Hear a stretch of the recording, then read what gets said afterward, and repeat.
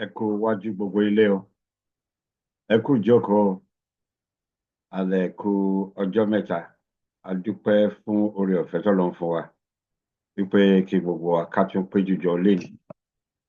Ẹ dẹ̀ kú sùúrù, activities wa, èròǹgbà ọkàn wa, Ọlọ́run á jẹ́ kí gbogbo nǹkan tó wù wá kí ó di ṣíṣe fún wa o. Ẹ má bínú pé a pẹ́ díẹ̀, ẹ mọ̀ pé gẹ́gẹ́ bí òfin wa tí a bá ti pé mẹ́wàá níbi a máa bẹ̀rẹ̀, ó lè dàbí pé a ti pé mẹ́wàá nísìnyí.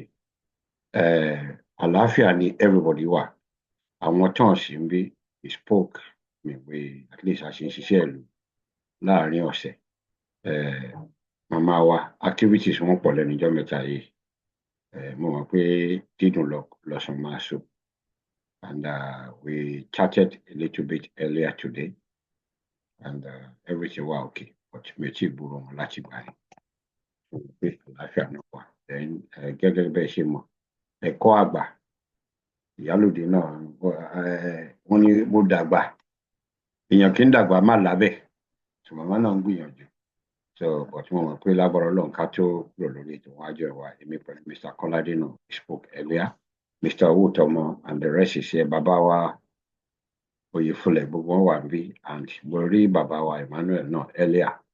Bàbá wa Tàlàbí, you're welcome. I've seen you. Mo rí màmá wa Sandra Púpọ̀ọ́lá, mo rí brother wa Àmọ̀tẹ́kùn. So mo mọ̀ pé ní agbára Ọlọ́run iwájú lọ́pọ̀ ibi tí wọ́n máa rí sí, and mo dẹ̀ mọ̀ pé ní ọjọ́ iwájú tó ń bá sọ̀rọ̀ wọn ní kí rúgbárúgbá kó má rúgbá mọ́, ìtò ti rún kò ní parun.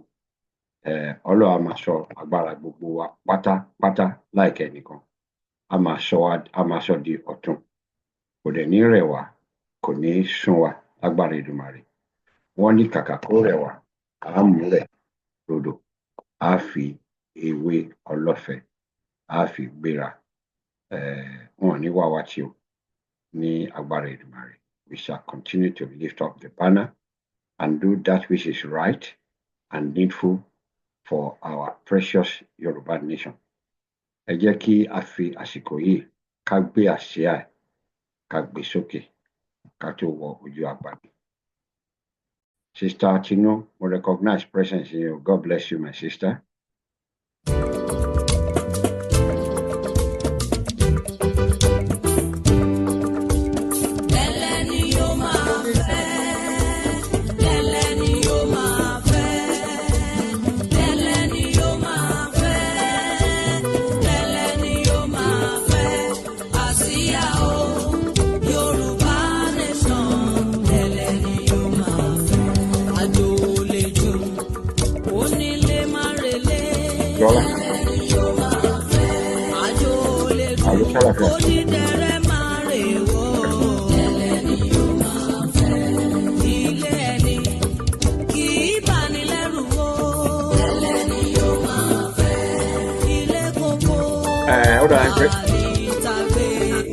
Mi ò ráyè máa tún ti wọlé lọ́jọ́ yẹn torí Barrister Emil. No, ṣe ni wọ́n lè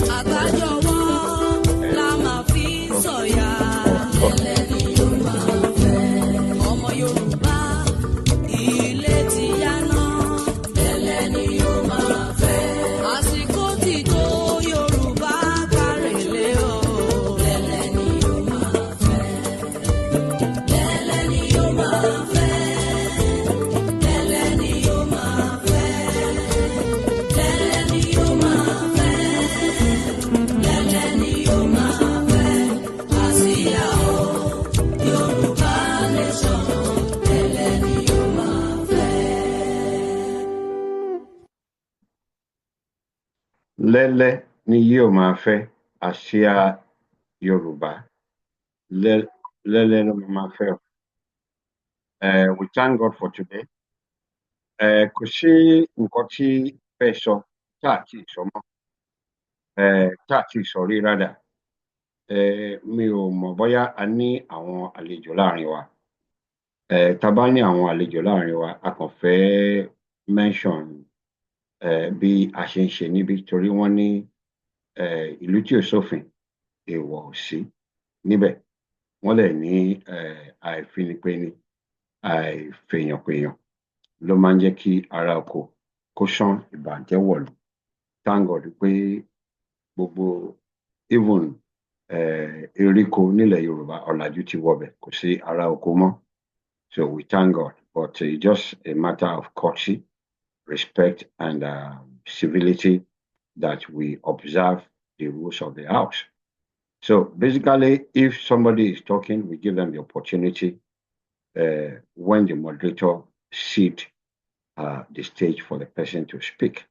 And a máa ṣe the ìpolówó àwọn nǹkan tá a máa ń ṣe. A announce it. In between that, a máa pe àwọn olóòtú, àwọn amòye tí wọ́n á fi ọ̀rọ̀ jomitoro ọ̀rọ̀ pẹ̀lú àkọlé nǹkan tí a fẹ́ ṣe lénìí.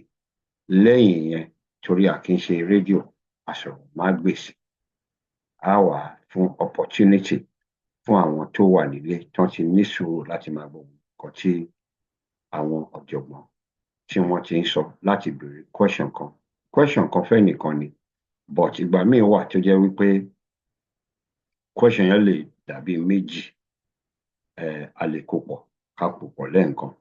Ṣé mọ̀ pé Yorùbá ní àròyé ò kájọ, wọ́n dẹ̀ ní ọ̀rọ̀ díẹ̀ báyìí à ń sọ fọ́mọlúàbí, tó bá dénú àdòdì tẹ́ bá ti ń sọ, àwọn ọ̀jọ̀gbọ́n ó ti yé wọn nítorí àsìkò ni.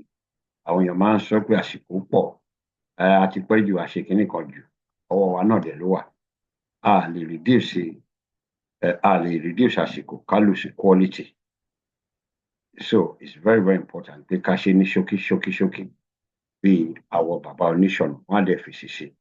Then ìtó bá wà lọ́kàn wa tẹ́ pa ṣáàfẹ́ sọ, torí ọ̀rọ̀ gbé náà ọmọ ènìyàn fọ́hùn ní, a lè type ẹ̀ sórí ìkànnì níbí yìí. So I'll pick it up. Tó bá ṣe nǹkan tá a lè dáhùn straight away láàrin ètò yìí ni a dáhùn. Tó bá jẹ́ ètò ẹ pé bóyá secretariat máa get in touch pẹ̀lú ẹni tó béèrè ọ̀rọ̀ yẹn ni a ṣe. But the most important thing is that a stitch in time saves the line. A gbọ́dọ̀ wà conscious of the time, and ká dẹ̀ ní ọ̀wọ̀ fún ara wa. Lẹ́yìn yẹn, a béèrè nǹkan kan lọ́wọ́ ara wa ju èyí tí a lè ṣe lọ. Ìyálòde wọ́n ti débí, ẹ jọ̀ọ́ mọ́mì ẹ bá mi fáìnì ìyálòde wípé mo pè wọ́n pé wọn ò gbé fóònù wọn. Mọ́mì wa Oyèlọ́lá tí mo fi tọ̀wọ̀tọ̀wọ̀ pé orúkọ yín, ẹ bá mi fáìnì wọn wípé mo pè wọ́n pé wọn ò gbé. Wọ́n á bá yín sọ̀rọ̀, màá sure pé wọ́n ti pè yín. Àkàrà ti tú sépo, ó ti yé yín báyẹn mọ́mì. Ẹ má bínú, mo feel pé àsìkò tó yẹ kó tú sépo náà ni. Sister Yẹ́misí, you are welcome. God bless you, sister. Ẹ ṣé o, ẹ má bínú, mo miss calls yín, mo wà ní kitchen, fóònù mi dẹ̀ wà lókè. Èmi tí mo rò pé ẹ̀ ń drive ni. No, mi ò gbé fóònù mo fi sí orí charger, ó ti fẹ́ kú, so mo fi sí orí charger, mo wá lọ jẹ nǹkan kitchen. Okay, Ọlọ́run yọ yín pé mi ò sí ní wúlíṣì, bá wa sáré jẹran dídín ni. Ẹ mọ̀ pé yẹn ò ń ṣe problem. Mo mọ̀ pé ọlọ́wọ́ ṣíbí ni mi ní. Mọ́mí Oyinlọ́lá, ẹ má bínú, tí ẹ kí n ti pè yín látàná. God bless you. God will enrich your pocket. I love you, love you, love you. Ọlọ́wọ́ ṣẹ̀wọ̀n. Yes, ẹ jẹ́ kí n wá láì fi ọ̀tá pọ̀lọpọ̀lọ pé jù bá ṣe máa ń ṣe lọ́sọ̀ọ̀sẹ̀. Ẹ jẹ́ kí n kọ́kọ́ pe ẹni tó dàgbà jù lórí ìkànnì nínú àwọn ọ̀jọ̀gbọ́n tí wọ́n máa bá wa jíròrò lẹ́yìn. Ẹ má bínú, Ọlọ́run ṣàánú fún mi, mi ò mọ ẹjọ́, mi ò mẹ́ni tó dàgbà jù, mi ò mẹ́ni tó kéré jù. But ẹ jẹ́ kí n pe sísítà tèmi, mi ò mọ bọ́n ṣe wá bẹ́ẹ̀ ìyàtọ̀ kọ sẹ́yìn o. Wọ́n jẹ́ kí n pè é. I'm always scared to even address her as my learned colleague. I will consider myself as a continuous learning brother. So let me call my sister, Barrister Tino Akinshola. Ẹ jẹ́ kí n pè wọ́n sórí ètò yìí kí wọ́n kọ́kọ́ yọjú síta. Ẹ jọ̀ọ́ mo lẹ́wà ẹ gbójú jáde o. Jẹ chicken lénìí, kò sí nínú rota wa. Jẹ chicken. I've been here all along. Mo ti ń gbọ́ gbogbo àṣàmọ̀ yín. Ẹ káàárọ̀ o.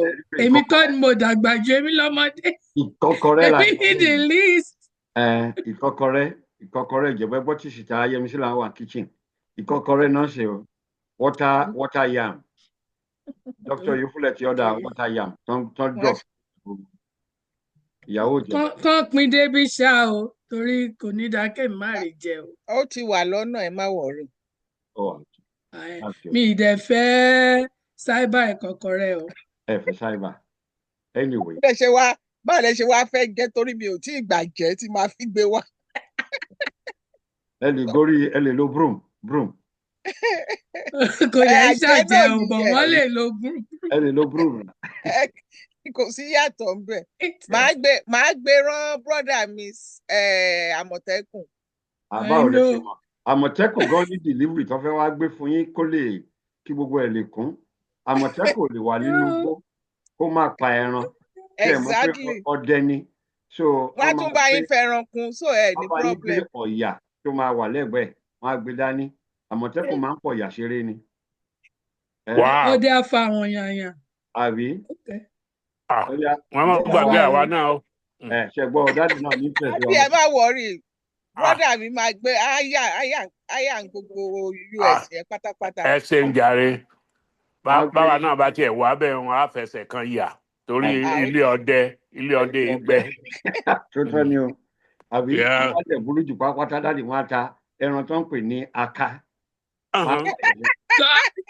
Bẹ́ẹ̀ ni. Jẹ́jẹ́ ni mo tọ́jú wàhálà mi o. Àmọ̀tẹ́kùn bros mo ṣí yín lẹ̀. Sista mi. Mo ṣí yín lẹ̀ mẹ́. Àbúrò yín ni wọ́n àbí sísá yín ni wọ́n. Any which one? Ọmọ ìyá ni wá. I'm his junior Lagos sister. Goro ni. Gbogbo ala máa jọ. Tábà ti rẹ́ra wa jẹ ìtókù ké. Gbogbo ala máa jẹ rẹ́sì. That's our Lagos Goro. Àbí ọ. Àáfi fried chicken bẹ́ẹ̀ yín fi sí iṣẹ́ ti gbọ́. KFC. Mo kí yín o dáàdì. Ẹ káàsán sà. Ẹ ṣeun. Yes sir. Ẹ jẹ́ kí n wá pé dáàdì ẹ ṣé mo rọ́wọ́ yín o. Dáàdì èmi ò rọ́wọ́ yín o. Èmi ò tí ì rọ́wọ́ yín o dáàdì. Ìyálóde barista ní kẹ́ẹ̀bí léèrè àwọn ọmọ ṣiṣẹ́ yẹn. A jẹ́ pé brọ́dà mi ti ń parọ́ nìyẹn torí irọ́ tí wọ́n pa yẹn ti lágbára jù. Ẹ mọ̀ pé wọ́n máa ń pè àwọn irọ́ kan ní white lies. Irọ́ funfun. Oh my gosh. Irọ́ funfun nìyẹn. Irọ́ tó ń gbé orílẹ̀-èdè ga òun làwa máa pa ní parọ́ fún òtún. Ìwọ ló ń gbé orílẹ̀-èdè ga.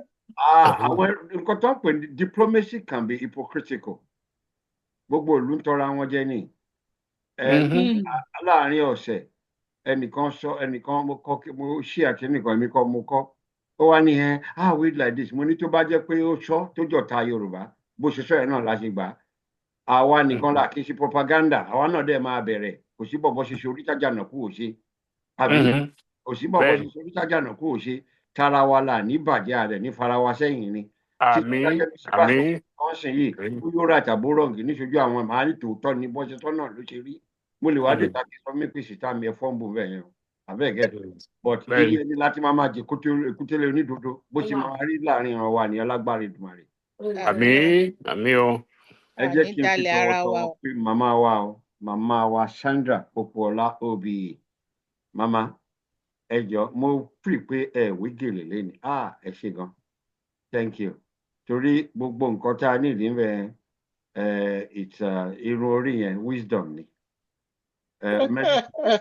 Máa ń sanwó ni wọ́n bá wọn kún àwọn tójú ń kán wọn àbí ẹ̀rọ ọmọ kékeré mi a máa fi ọ̀pá rìn ọ̀pá tó máa lù tó yẹ pé wàá tún ní di bodyguard tó máa di ẹ mú ojú ló ń kàn ẹ́ tó bá fọ̀pá ṣe fáàrí. Má dá wọn lóhùn. So we thank God for your presence and your commitment, your love for the Yoruba nation. You are a symbol, just like everybody else. Every one of us represent a constituency.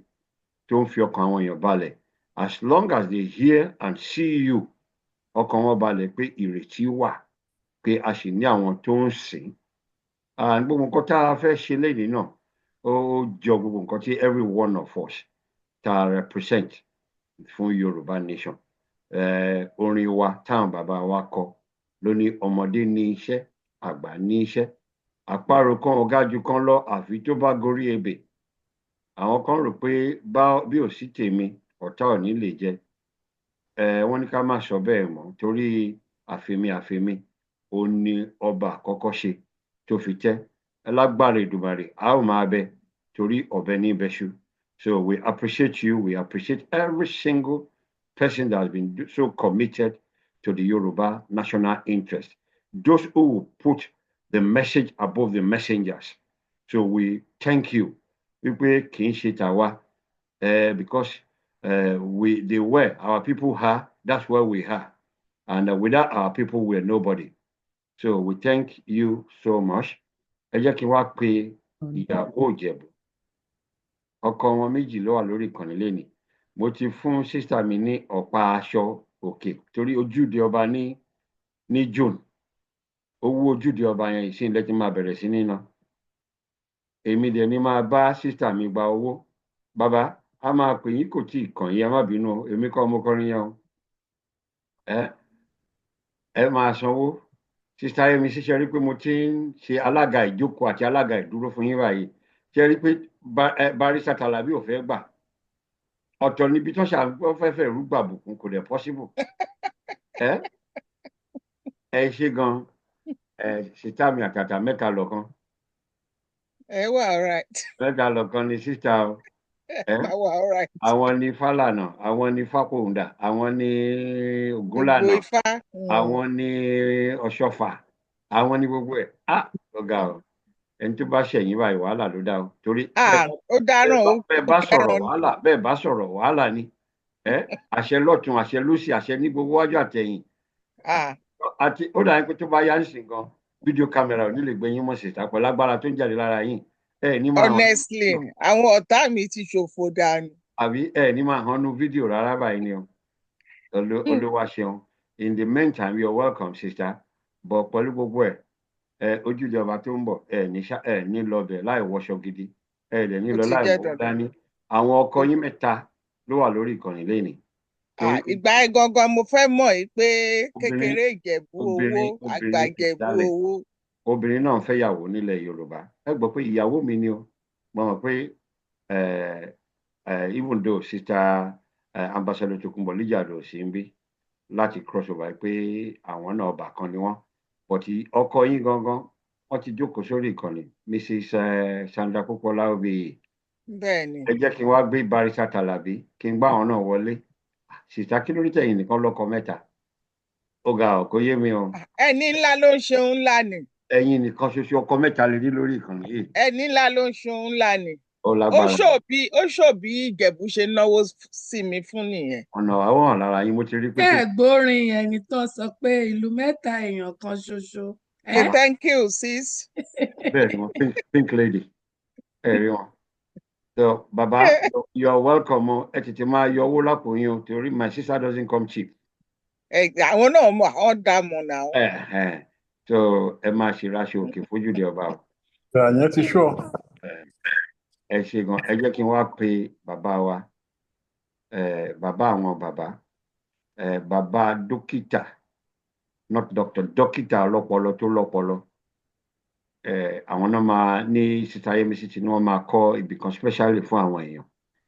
Tó yẹ pé a máa yẹ ọpọlọ wọn wò kán tó take position. Ìṣòro yẹ pé wọ́n á bá yẹ̀ wọ́n wò. Gbogbo àwọn àgbàlagbà àwọn àgbà wa tó ń ṣe rán wọn máa bá wa ṣẹ́ẹ̀kì brain wọn. Okay o. Tó bá yá mo sì máa pè yín, ẹ máa bá wa identify àwọn àgbà yẹn. Èmi gan mo wà in agreement. Ó wà in agreement. Ká check ọpọlọ gbogbo wọn one by one. a ṣe é ṣe. So a pè yín sórí ètò yìí. We welcome everybody. Mo dẹ̀ mọ̀ pé ètò yìí lágbára Èdùmàrè ó máa ní arinrin lágbára Èdùmàrè. Ibo la ti fẹ́ bẹ̀rẹ̀ ń sìn torí iwájú ọpọ́n ẹ̀yìn ọpọ́n ni. Gbogbo ẹ̀ náà kò síbi tí a ti bẹ̀rẹ̀ tí mo fi pé ifá wa máa fọ́rí ó máa fọ́rí bóyá ọ̀yẹ̀kú ni o bóyá ìjì ogbè ni o bóyá orí ìrosùn anyone tó bá jáde nínú odù rere ni fún àwa tá a wà níbí àti ìran Yorùbá lápapọ̀. A ti mọ topic wa fún èní. We know it already. Dream to destiny and building a sovereign Yoruba nation on vision, not emotion. Vision, not emotion. Emotion ó pọ̀. Wọ́n dẹ̀ ní àròyé ò kájọ. Many people ń pariwo nǹkan tí wọ́n mọ̀. Ó dẹ̀ ká sọ gbogbo ẹ̀ sí wẹ́wẹ́ káwọn èèyàn lè mọ̀. Ikú yàtọ̀ fórun. Ó yàtọ̀ fórun. Tá a bá ń ṣe Yorùbá nation, ká lè fi àṣẹ political game kékèrú bá wọn kan ká lè fi gbàjọba lọ́dọ̀ wọn ká rẹ́sù lẹ̀ sílẹ̀ Yorùbá. Want to understand that. But if you are going to go into retirement, knowing that you've delivered what you were coerced or induced to do, we love it. Who doesn't love the sound of freedom? We love it. So ní agbára Èdùmàrè, ó máa yẹ wá kò ní yẹ̀lẹ̀. Ìran Yorùbá á máa gba òmìnira yẹn.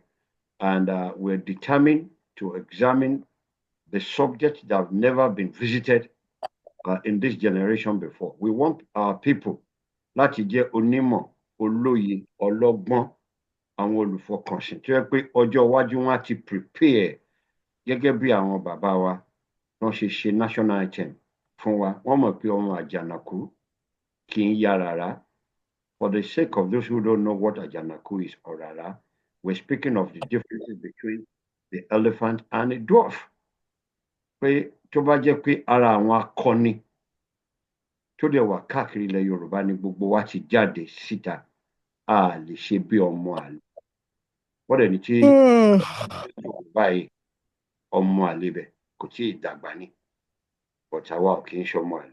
So we will be the mouthpieces, not just mouthpiece, for àwọn bàbá wa tó ti lọ. We want to distinguish between a dream, àlá. Wọ́n ní àlá tájá bá lá, inú ajá ló ń gbé bọ̀. Àlá tiwa kì í ṣe àlá lásán. Vision ni ìran àti iṣẹ́ tí wọ́n ló wà fún. Àṣeyìí báyìí ni alákànṣepọ̀. Àṣeyìí la máa ṣe ò lágbára Èdùmàrè. Ẹ jẹ́ kí n bèrè question àkọ́kọ́ látọ̀dọ̀ Sister Tinu, Barrister Tinu Akinshola. For those who don't know, I think it's very, very important. Kò sí nǹkan tán sọ wọ́n attack wa judges ló wà ń bẹ̀ kíní kan ní àwọn dókítà ni. Well, we can't apologize for who we are, who we've worked, what we've worked to attain, and what God Almighty has made us. In every society, every human society, there are levels. Ọ̀pọ̀ ni, but Yorùbá ní àparò kan ga jù kan lọ àfi tó bá gorí ebè. When people suffer inferiority complex, we can help them if they want. Not our fault. Lólódì, omi ni wá, àdè lọ́tà. Iṣẹ́ yìí, àjọṣepọ̀ wa ni. Wọ́n ní ìgbà ọwọ́ alájọṣe. Bó ṣe rí ni ẹ jẹ́ kí n fi tọ̀wọ̀tọ̀wọ̀ pé sister mi lẹ́ǹkan ṣe. She's a barrister and Odu ni wọ́n ń ṣàmọ̀ fọlọ́kọ. Kọ́kọ́ bá a dá sí ìbéèrè àkọ́kọ́.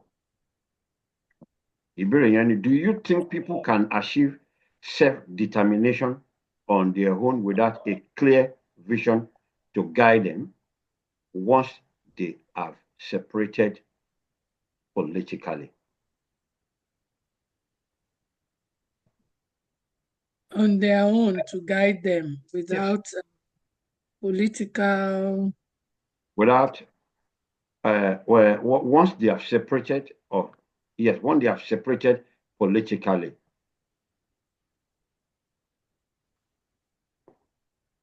ẹ tún question yẹn kà Question. fún mi. Okay. Ẹ jẹ́ kí n bẹ̀rẹ̀ in a different way.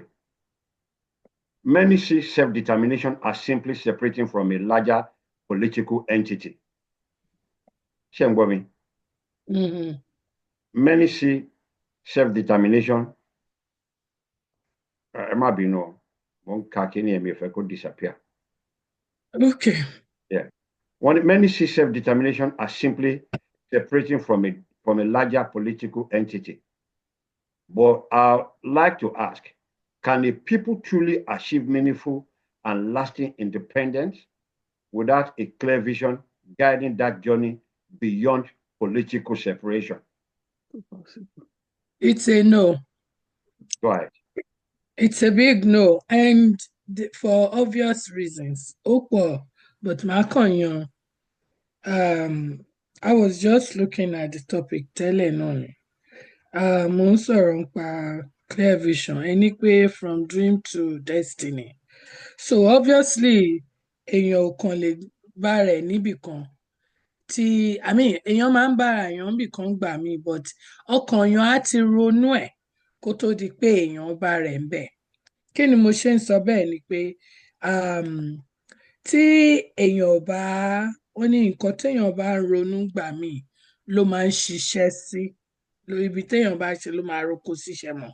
So nǹkan tí mo ṣe sọ bẹ́ẹ̀ ni wípé èèyàn ò kàn lè bá rẹ̀ ní ibi tó fẹ́ láì ṣiṣẹ́ towards ẹ̀, as in pé ìgbàgbọ́ láì ṣiṣẹ́ òkú ni, and iṣẹ́ in this instance kò mean pé à ń ṣe iṣẹ́ kárakára, but iṣẹ́ yẹn ó mean pé àti dream ẹ̀, àti project ẹ̀, àti ń ṣe oríṣiríṣi nǹkan, àti ń palẹ̀ mọ́ láti dé ibi tá à ń lọ. Kí ni nǹkan tá à ń lọ, kí ni nǹkan tá à ń fẹ́, and láti ti máa rò ó. Kí ni mo ṣe sọ bẹ́ẹ̀? Téèyàn bá kúrò ní larger political entity, bí a ṣe ń sọ wípé Yorùbá fẹ́ kúrò nínú Nàìjíríà, a kàn ní lè bára wa ní Yorùbá nation tí a bá mọ ta ni wá, kí ni nǹkan tá à ń fẹ́, àwa wo la fẹ́ kóra wa jọ, and kí ni ibi tá a rò pé a fẹ́, kí ló ṣẹlẹ̀ nínú ibi tá a wà yìí tá a fi ní pé a fẹ́ ṣe eléyìí mọ́, la fi fẹ́ gbéra wa sí the other side, tá a fi ń sọ pé Yorùbá nation. A ti ń sọ, a ní ara ayáwó balẹ̀, a ní ọkàn ìlú ò rọgbọ, a ní pé àlàáfíà, a ní pé à nílọsíwájú, àjọṣe wa yìí ó ń dà but kò dán mọ́rán, níṣẹ́ náà fi ń tẹjú wa mọ́lẹ̀. Gbogbo àwọn irú nǹkan bẹ́ẹ̀ ló fi ń jẹ́ pé ká sọ pé a fẹ́ jáde kúrò nínú ìlú. Now, níbo ìlú wo là ń lọ? Kí ni nǹkan tá a fẹ́ ṣe? Òun ni nǹkan tẹ́ ń béèrè. So I had down pé dreams, you have to know your dreams, your desires, your aspirations before you get to your destination, because proper preparation, olóyìnbó ń sọ pé prevents poor performance. So nǹkan tá a bá gbáradì tá a ṣe dáadáa ni ò ní jẹ́ ká ní ìrẹ̀wẹ̀sì àbí nǹkan tí ò tójú òṣùwọ̀n, àní bára wa nínú even a worse situation than ibi tá a ti ń bọ̀. Then àwa wo làwa yìí? Who are we? We have to have a designated picture of who we are. We are the Yoruba people. Yoruba people, kí la fi jẹ́ Yorùbá? Báwo la ṣe jẹ́ Yorùbá? Èèyàn mélòó ni wá? Níbo ni àyíká wa dé? Níbo ni ìlú wa dé? Our territory that has to be defined, you know. And irú èdè wo là ń sọ? Kí lè èdè tá a fẹ́ máa sọ níbi tá à ń lọ? Ta la fẹ́ máa fi ṣe olórí wa, the leadership? Kí ni ọrọ̀ ajé wa? Gbogbo àwọn nǹkan bẹ́ẹ̀ yẹn láti ti lè rò, láti lè dé ibi tá à ń lọ. A lè dé ibi tá à ń lọ, but tá a bá prepare, òfútù fẹ́ tẹ̀ ni. So bẹ́ẹ̀ mi ṣe rí nìyẹn. Ẹ ṣé gan, thank you very much. Ẹ jẹ́ kí n pe brọ́dà wa Àmọ̀tẹ́kùn kan kún yín lẹ́yìn. Right. A sọ̀rọ̀ earlier on lénìí, a sọ̀rọ̀ nípa pé bóyá èèyàn máa ń get carried away ọ̀tọ̀ ni nǹkan téèyàn máa sọ tó máa gbèrè lọ́wọ́ èèyàn yẹn àti gbàbò mí lọ. Anyway, mo rí eléyìí mú dání in a sense. Ọ̀rọ̀ tí mo dẹ̀ fẹ́ sọ ó base lé wípé bóyá àwọn èèyàn ní vision àbí wọn ní vision. Everybody ló ní vision. The problem ni pé báwo lẹ ṣe define mission? Ẹni tó jẹ́ pé ó ní personal mission náà ló sì ní. Àbí vision ló sì ní. Ẹni tó ní vision fún collective vision náà lòun náà ní. Ẹni tó jẹ́ pé ó ní vision wípé me, myself and I. Ó yàtọ̀ sí ẹni tó ní vision we, ourselves and us. So there's a clear difference níbẹ̀ yẹn. Ẹni tó ní mission àbí tó ní vision fún me, myself and I kò lè ronú community, kò lè ronú collective and all of that. So irú wọn ó easy láti identify wọn because when they talk tẹ́ bá listen sí wọn you will hear more of me, myself and I. Kò sí bẹ́ẹ̀ ṣe fẹ́ rò nínú ọ̀rọ̀ wọn but àwọn èèyàn tó jẹ́ pé wọ́n wà for the collective tó ní vision for the collective tó dẹ̀ ready láti extend vision yẹn kó di mission for the collective, for the community, for the nation, for the people. Ẹ gbọ́ nínú ọ̀rọ̀ wọn àgbékalẹ̀ wọn pé these are the ones tá à ń pè ní àwọn tó wà altruistic, àwọn tó jẹ́ pé ó jẹ́ ọmọ ọkọ and all of that. And tẹ́ bá ti gbọ́ tó jẹ́ pé most of nǹkan tó bá ń sọ is along the lines of ideology Arab àbí ideology Israel àbí ideology tribe. And tribe can be defined in so many ways. Kò necessarily mean wípé bóyá tribe pé bóyá mo jẹ́ Oǹdó àbí mo jẹ́ Èkìtì. Àwọn èèyàn kan ò lè identify wípé because we speak the common language we are all one. So I need láti ní that depth of definition tá bá fẹ́ choose àwọn èèyàn tó máa jẹ́ àwọn tá máa wò as our role models, mentors, and stuff like that. So ideally,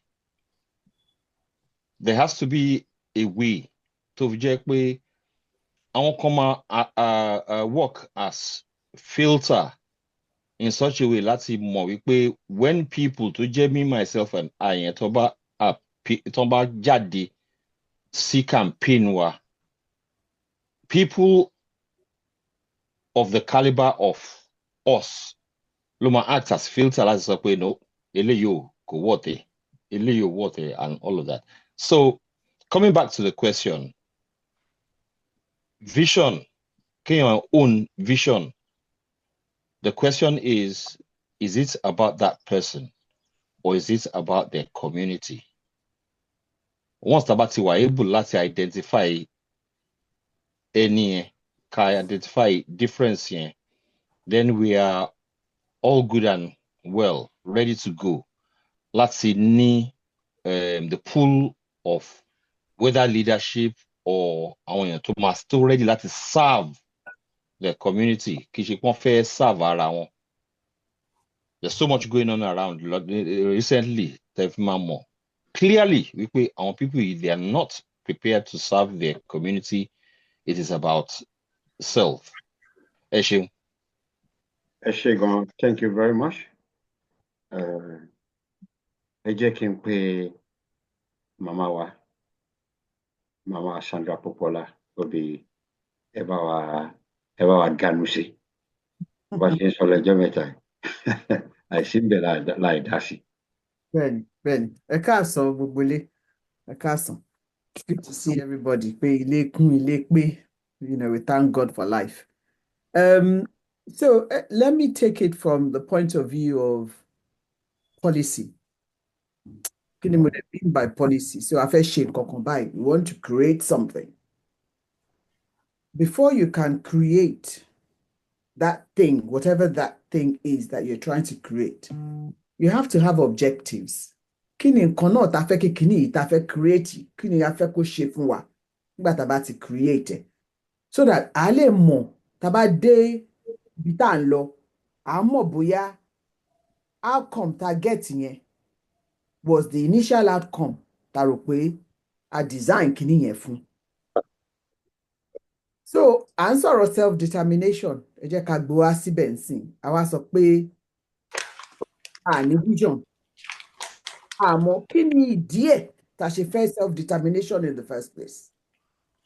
That vision òun ló máa drive wa to our destination.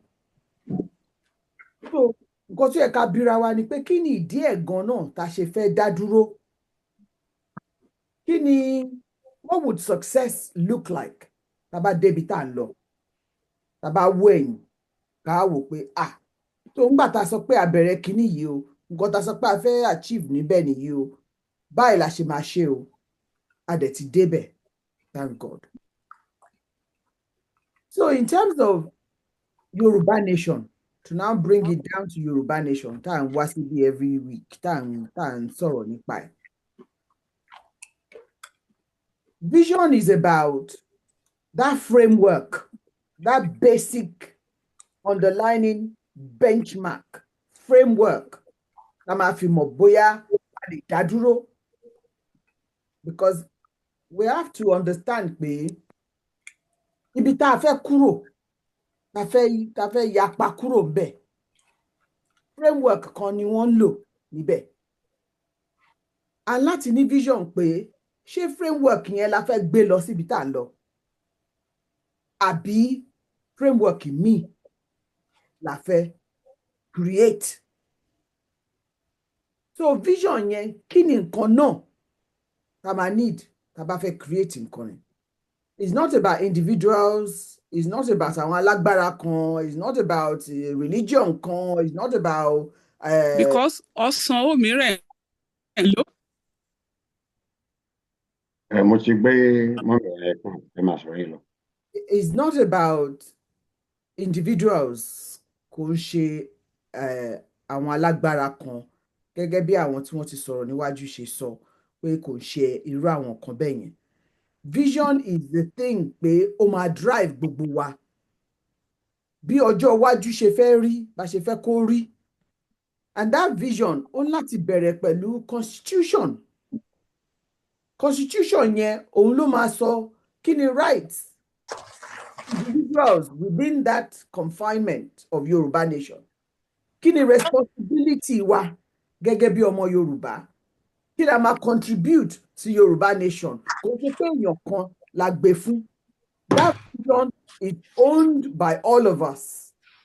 That vision is signed by all of us.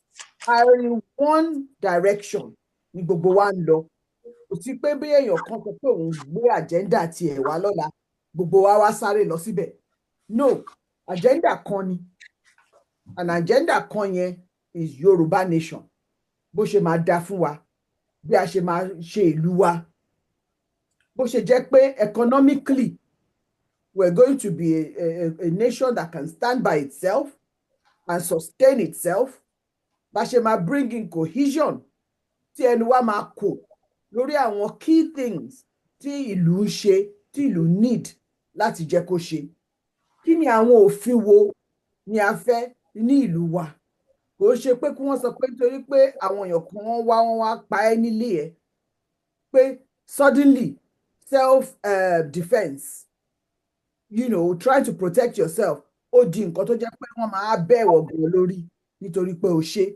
Kí ni àwọn òfin wo la need láti gbé wá ní ẹsẹ̀ fún gbogbo nǹkan tá à ń ṣe? Also, aláti wo vision yẹn náà ó láti include báwo ni gbogbo àgbáyé ṣe ń ṣe nǹkan wọn. Báwo ni wọ́n ṣe rí wa sí?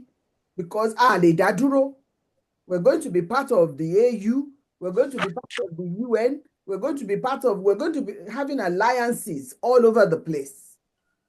So gbogbo nǹkan tá a bá gbé sílẹ̀ vision yẹn ó ń láti help wa láti prepare wa ká bá àwọn èèyàn bẹ́ẹ̀ yẹn sọ̀rọ̀ kí wọ́n dẹ̀ máa gbọ́ wa kí wọ́n dẹ̀ máa mọ̀ pé nǹkan tá à ń ṣe yìí is the right thing to do. And finally vision yẹn máa include báwo ni ìlú ṣe máa rí, àwọn infrastructure wo la need, education ni o, health ni o, all of those things àwọn kan wo la need. So kíní yóò ń ṣe nǹkan èèyàn kan. That vision is not about one person. The vision is about the whole of Yoruba people, the Yoruba race, the Yoruba nation. And that vision, èèyàn kò lè sọ pé òun fẹ́ dákọ́. That vision, èèyàn kò lè sọ pé vision tèmi nìkan ni. That vision is not about self-fulfilling, of my own ego or of my own needs and my own wants. It's not about one person. It's not about you. It is about all of us together. But tí kò bá sí vision fún Yorùbá nation tá à ń ṣe yìí, a kàn tọ́ra wa ni o. Tó bá tí Ọlọ́run bá ṣe tó ọ̀la gbogbo wa lọ, táwa ní vision. Mo wà meeting yẹn, ṣé o ti wọlé? Barrister ẹ máa ní láti mute ara yín. Tá bá sọ pé a fẹ́ lọ sí. Ok, ṣe bó ṣe tún ṣe kí a rí. Olú ṣe tún ṣe náà rí. Barrister, you need to mute yourself. Okay. Yoba mi wo, please. Barrister. Okay, thank you. Barrister Olútáyọ̀, ẹ máa rántí láti pa microphone yín. Oh, sorry. You have to. Ẹ láti culture ẹ láti culture ẹ. Ẹ má bínú. Twice lẹ́ni. Mo rí pé ọ̀tọ̀ ní tí mi tẹ̀, ọ̀tọ̀ ní completely, tí volume music ni mo tẹ̀. Ẹ má bínú. That's okay. Ẹ jẹ́ kí n wrap up by saying vision yẹn òun ló máa unite gbogbo wa gẹ́gẹ́ bí ọmọ Yorùbá. Òun ni gbogbo àgbáyé máa wò tó máa sọ pé àwọn fẹ́ invest sínú Yorùbá nation.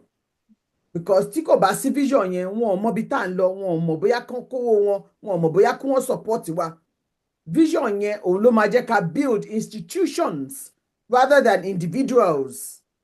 Òun ló máa fi jẹ́ pé we can stand the test of time by building a nation and not individuals. Tó jẹ́ pé ego wọn nìkan ni wọ́n máa fẹ́ kí wọ́n kọ́ máa kí àwọn èèyàn kọ́ máa rub kọ́ máa sọ bàbá sàlẹ̀ bàbá sàlẹ̀. Not like that. We're all equal in the eyes of the Creator who created us, and we should see ourselves as being equal. We all have different skills, different knowledge, different experiences. That all together only a build nation called Yoruba nation. Ẹ ṣé gan ni. Ẹ ṣé gan. Thank you very much. Ẹ ṣé. Ìyálóde, ẹ̀yin náà ẹ bá wa yanu sí. Yanu sí. Ẹ ṣé. I think àwọn tó ti sọ̀rọ̀ tẹ́lẹ̀tẹ́lẹ̀ wọ́n ti sọ wọn ní sọ̀rọ̀ tán wọ́n ti fọ́ gbogbo ẹ̀ sí wẹ́wẹ́. The only few things tí màá kàn sọ ni pé yẹ́rì vision yẹn a plan ó pọ̀ oríṣiríṣi. Ìgbà tí a bẹ̀rẹ̀ Yorùbá nation yìí àwọn kan ní plan láti ṣe passport. Àwọn kan ní plan nínú ara wọn pé politician ni wọ́n bet wọ́n kàn fẹ́ bá wa ganu sí láti kówó jẹ. Vision náà nìyẹn gbogbo ẹ̀ náà is a plan. So better eléyìí tí àwa ń ṣe yìí tí a fẹ́ kí Yorùbá nation kó ṣe tí everything bá ti wà successful ni vision tó jẹ́ pé àtọ́ bí a ṣe bí ẹrú la ṣe bí ọmọ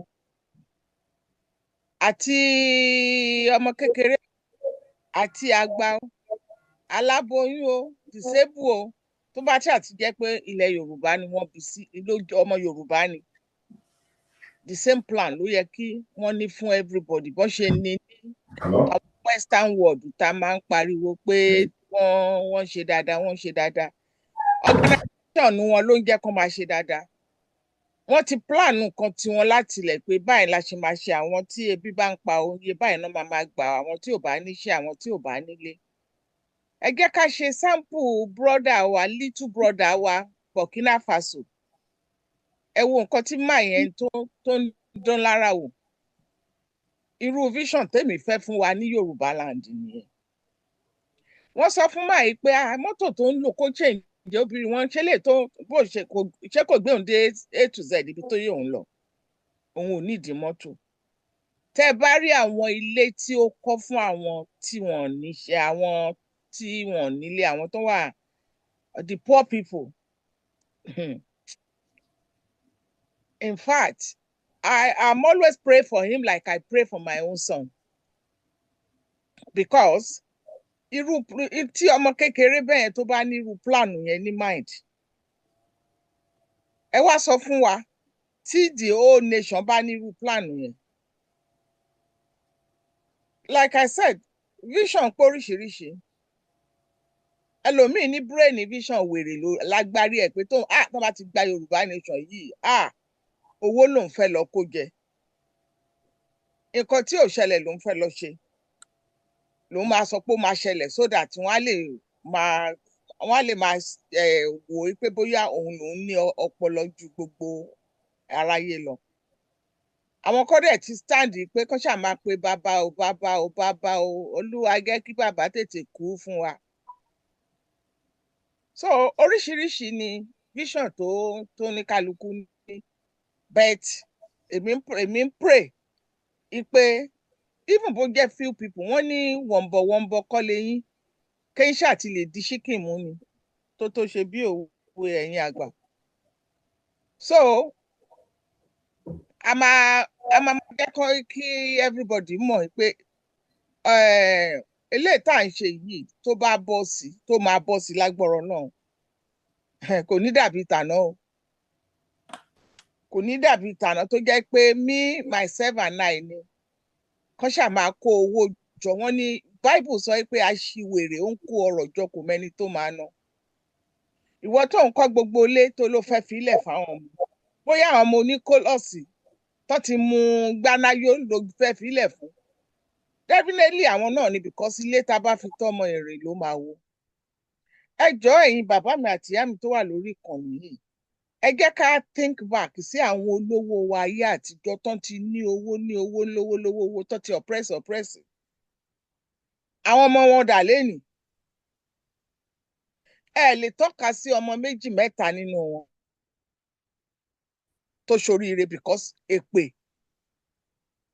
àṣẹ gbẹtugbẹtu ó ti bà ayé gbogbo wọn jẹ́. Why tí ó fi jẹ́ pé vision wa ni kó wà fún pé Olúwa, owó tí kò pọ̀ tí kò tán ni mo fẹ́, kò ń ṣe owó èpè. Ẹ rí bó ṣe ń fi trailer ru dollars náírà lọ sínú bin. So kí ni iyì tó wà nínú yẹn? Vision pé táwọn bá ṣáà ti débẹ̀, àwọn kan tiẹ̀ tún tan AC sínú whole room tí dollars wà, ibẹ̀ nìyá ti ń jà àwọn kan tán rí ná. So èmi pray pé vision titi wa ó máa jẹ́ vision bí irú ti Ibrahim Taron yẹn, pé a lè ṣe dáadáa, inú àwọn ọmọ wa máa dùn. Gbogbo ẹni tí ò róúnjẹ jẹ á róúnjẹ jẹ, because ní tí ebi bá ti kúrò nínú ìṣẹ́ ti kù fẹ́rẹ́fẹ́. Àdúrà ti tèmi nìyẹn pé kí ká má ní irú vision tí àwọn African politician ní, yàtọ̀ sí eléyìí tó jẹ́ pé ó máa wúlò fún gbogbo ọmọ Nàìjíríà, ọmọ Yorùbá nation. Ẹ ṣé. Thank you very much. Ẹ ṣé, sister. Barrister Talabi.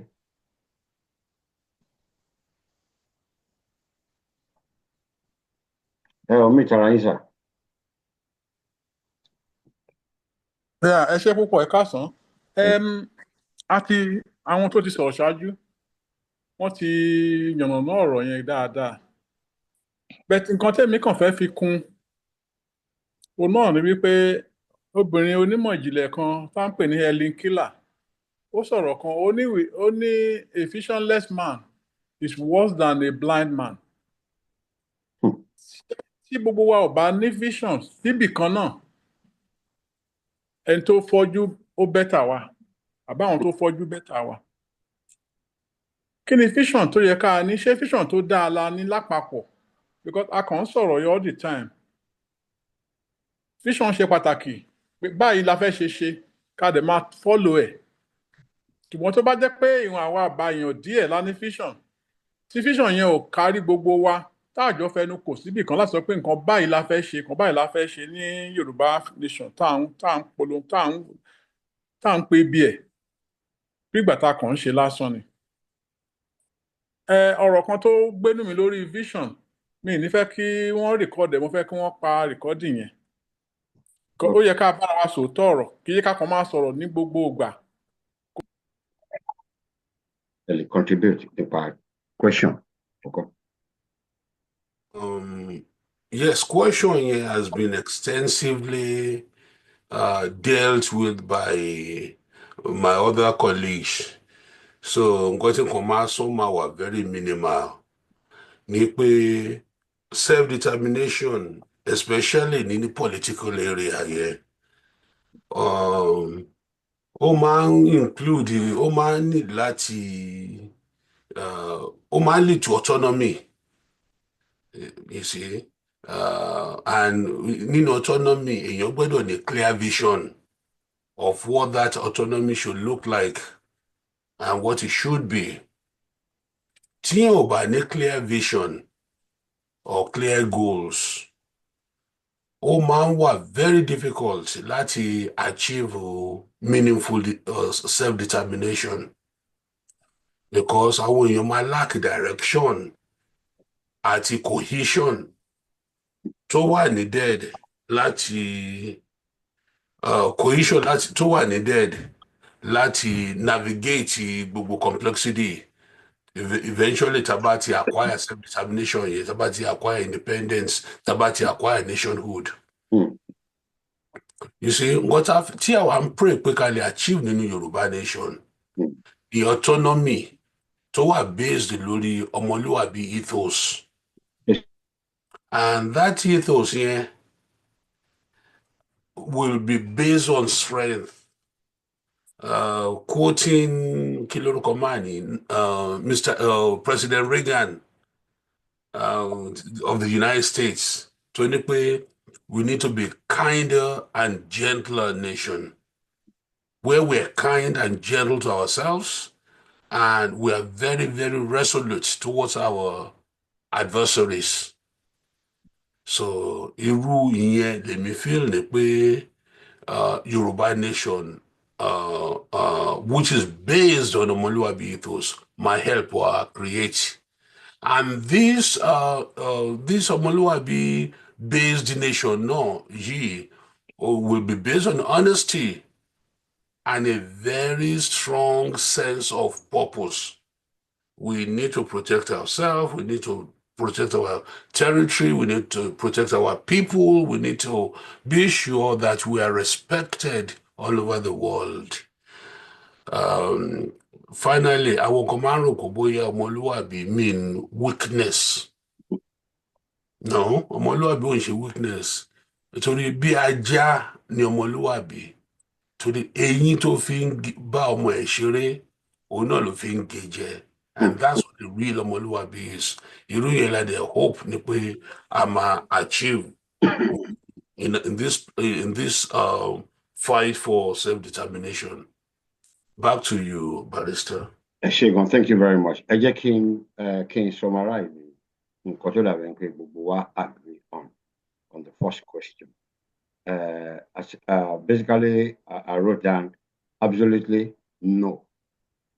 Right? Independence without vision is like setting sail without a destination. We may break away, but then what? Vision defines the why and the what next. It's what helps a new nation decide its economic model, its values, its place in the world. Without vision, independent risk becomes chaos. So basically, nǹkan tí ó dà ní pé gbogbo wa tí à ń sọ nìyẹn. Ẹ jẹ́ kí a mú lọ sí orí. Thank you, Sister Chino. Nije Shwebe or Napako. Moria. The next question is, we've seen movement collapsed or get hijacked by personal ambitions. What role does a shared ideology play in safeguarding a struggle from disunity and betrayal, a shared vision. I don't need to break it down because thank God I'm in front of learned individuals. So I'll read the question. He said, we've seen movement collapse or get hijacked by personal ambitions. What role does a shared ideology play in safeguarding a struggle from disunity or betrayal? Dr. Yefule. Kò sí rọ́ńbẹ́. You see, movement man collapse quite a whole lot, especially to bá ti di tí personal ambition bá ti wọnú ẹ̀. You see, tí movement bá lack clear shared ideology, tó dẹ̀ máa ń play a crucial role in protecting the struggle from disunity. Because without it, everybody might law all over me, and personal ambition of individuals lay take over. There's so personal ambition that's geared towards the group. Somebody may have an ambition for that group. Personal ambition, but not narcissistically based ambition.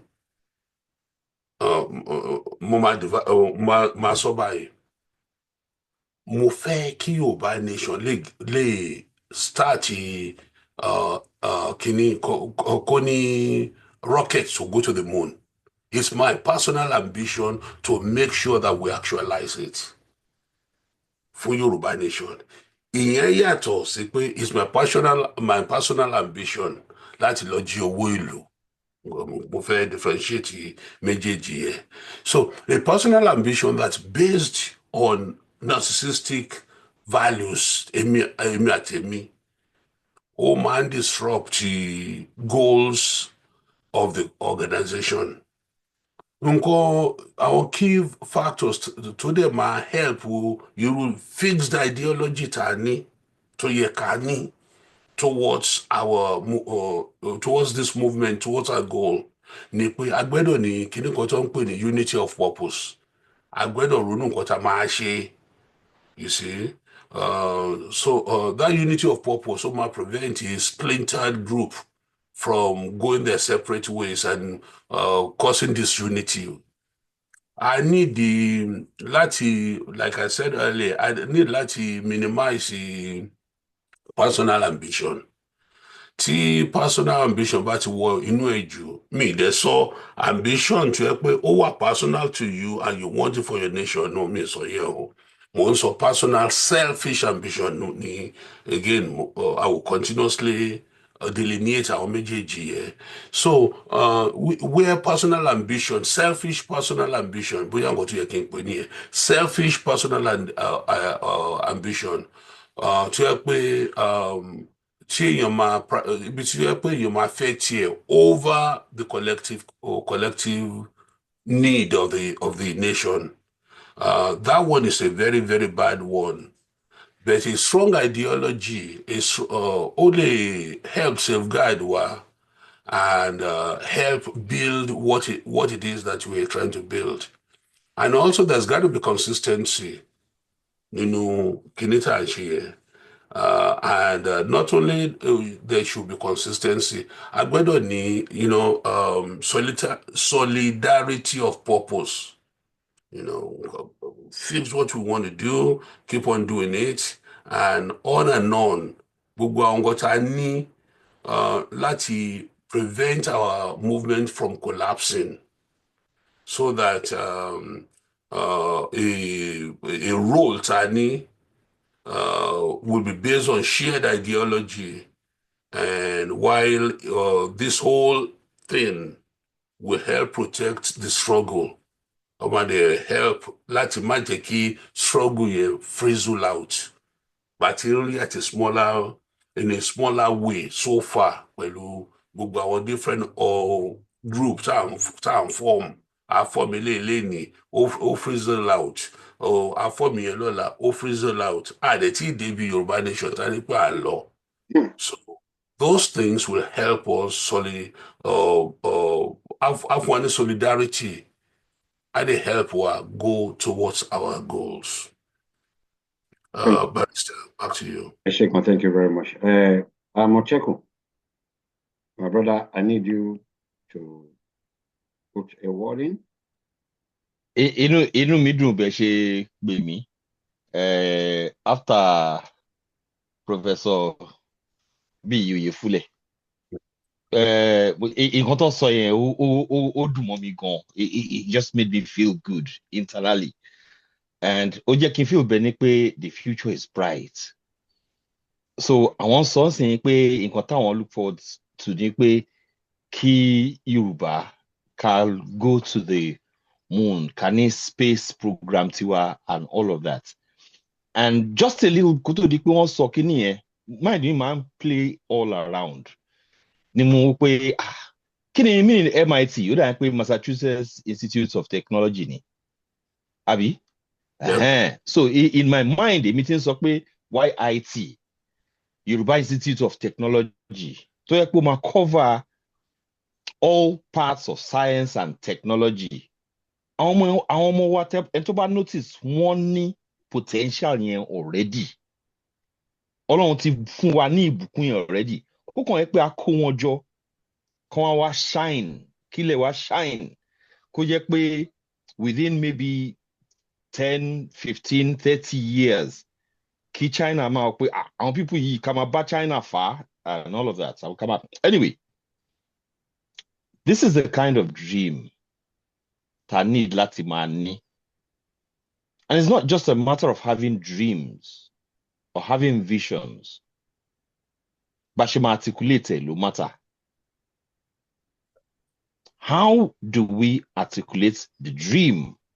How do we say to the young people ahead of us, the 30-year-old, the 20-year-old, the little kids, primary school, how do we carry them along in such a way tó jẹ́ pé within 5 years àti bẹ̀rẹ̀ sí ní rí pé that seed ta sow ó ti ń create a green shoot in such a way tó jẹ́ pé àwọn ọmọ wa at the age of 10, 15 wọ́n ti ń lé wa léré wípé ká order brushless motor láti China fáwọn ká wá bá ṣe máa fáwọn ní third generation chips fáwọn kọ́ máa kígbe pé ẹ fún wa ní park kan àbí kẹ fún wa ní building kan kẹ bá wa kind of power source kẹ fún wa ní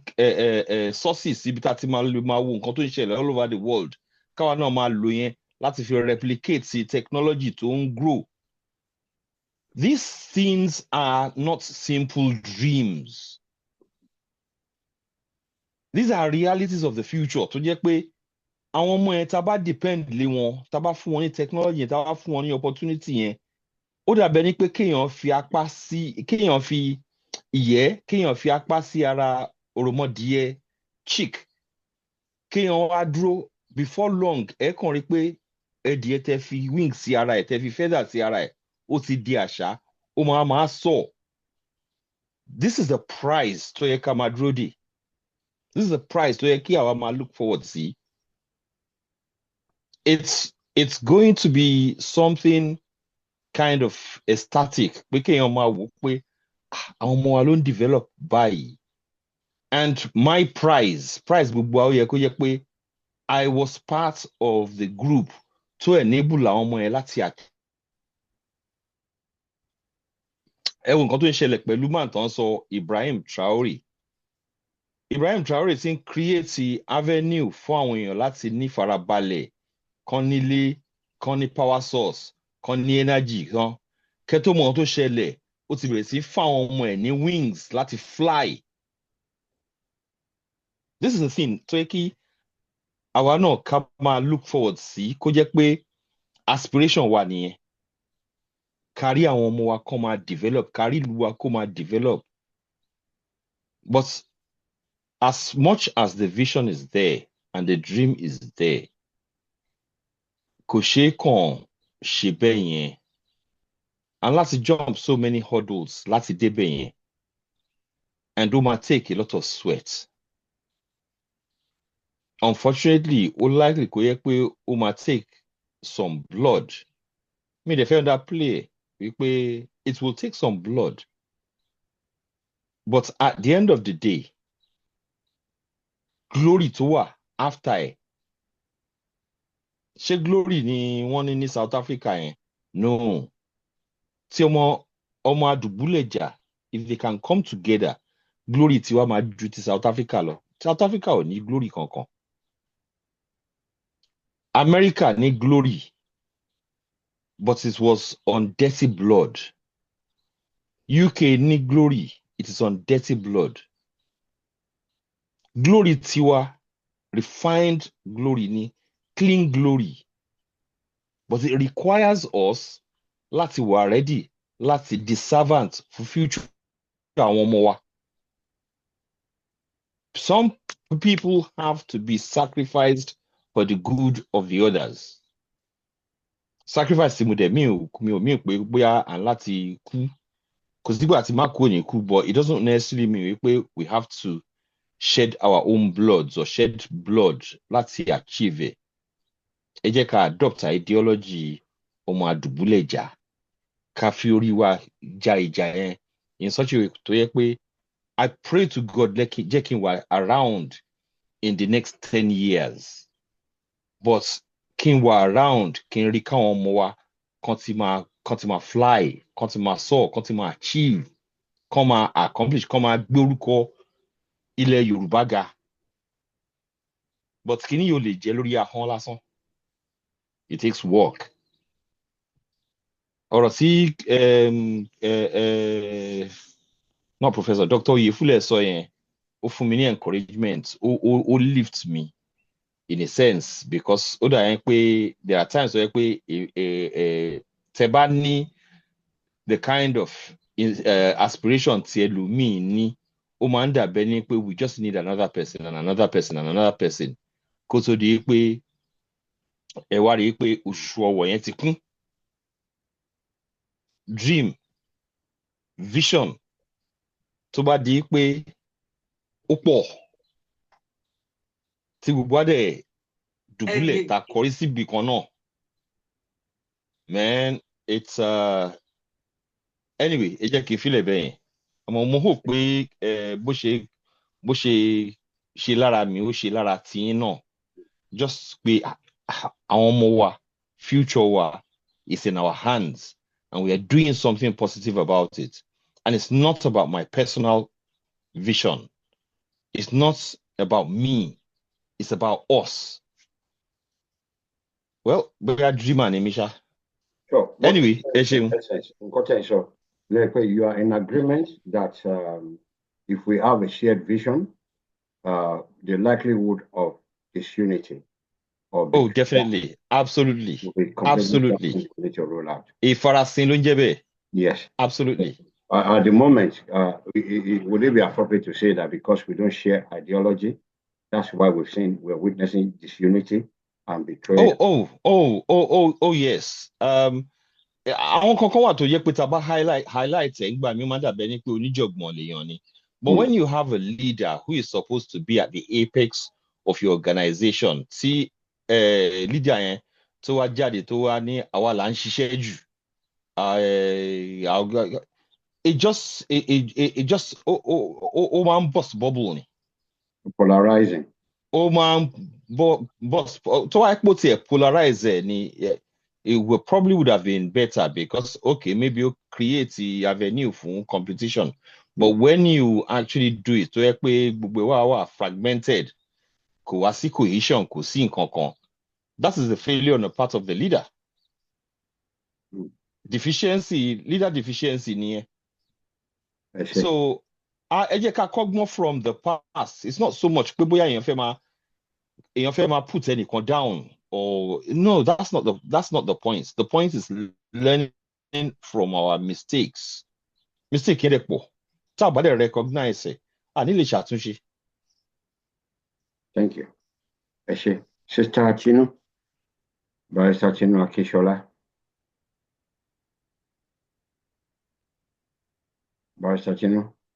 Mo kú wà ń bí Ẹ jọ̀ọ́, báyìí. ẹni tó ń jẹ́ iPhone, ẹ jọ̀ọ́ jẹ́ ká mọ orúkọ yín tàbí kẹ́ gbójú jáde. Thank you. Barrister, over to you. Èmi mo feel pé everybody ti sọ látẹ̀kọ̀ ó satisfy me, so I'm just gonna move on that. Okay. Màmá wa Sandra Pópóọlá ṣe ní nǹkan tẹ́yìn náà fẹ́ fi sí. Mọ́mì wa Pópóọlá bí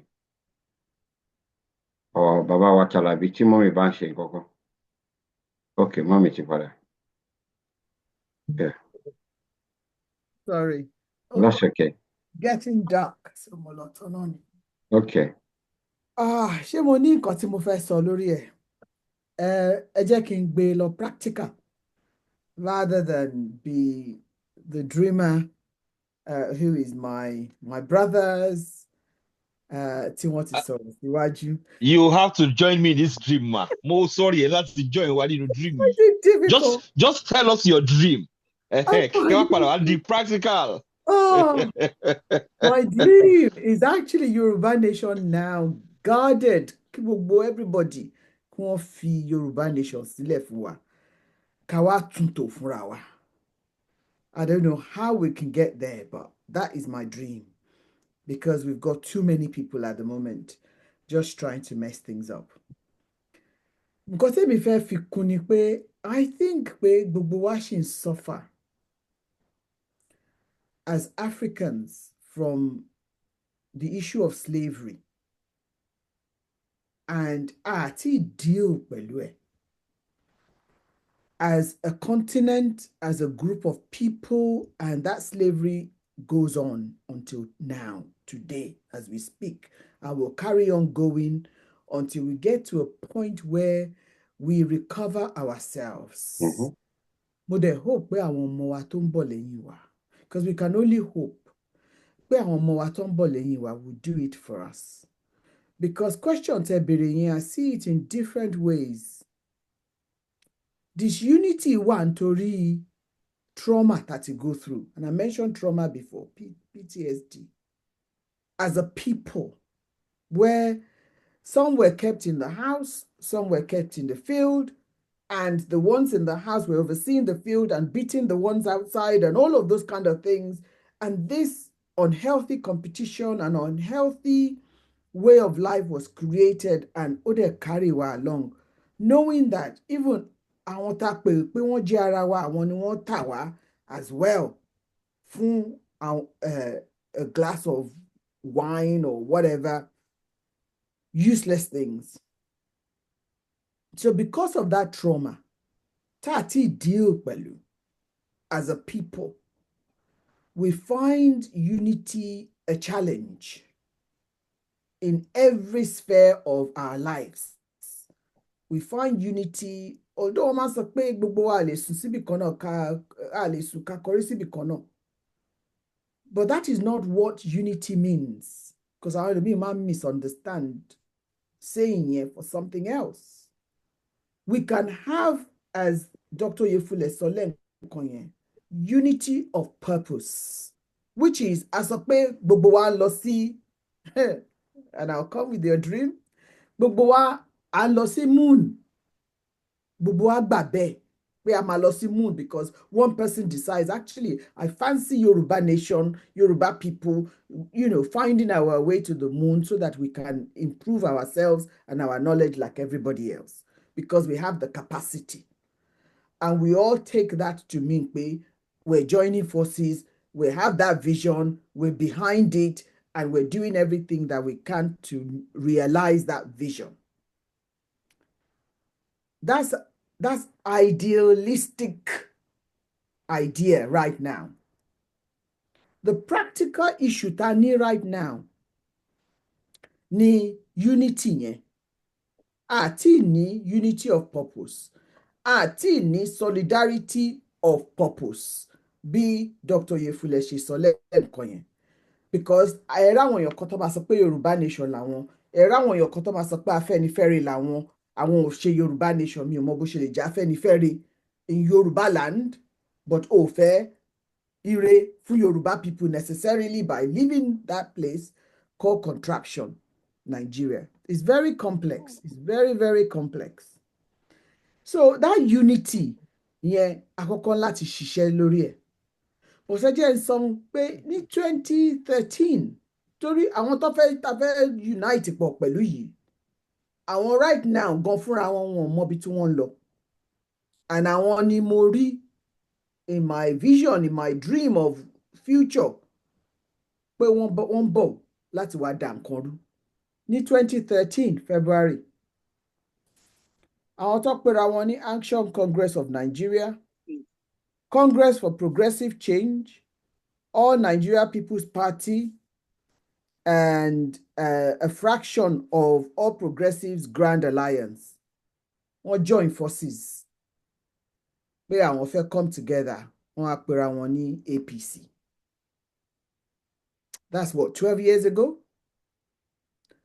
Tẹ́ bá wò wọ́n lé nìyí, ẹ rí i pé ọ̀dọ̀ wọ́n fẹ́ jọ pé nígbà yẹn wọ́n ní the same purpose, wọ́n ní the same unity of purpose, even though they are different fractions, that they had the same unity. But tẹ́ bá wò wọ́n lé nìyí, wọ́n ti padà, wọ́n ti bẹ̀rẹ̀ sí ní gẹ́ra wọn kéékèèké.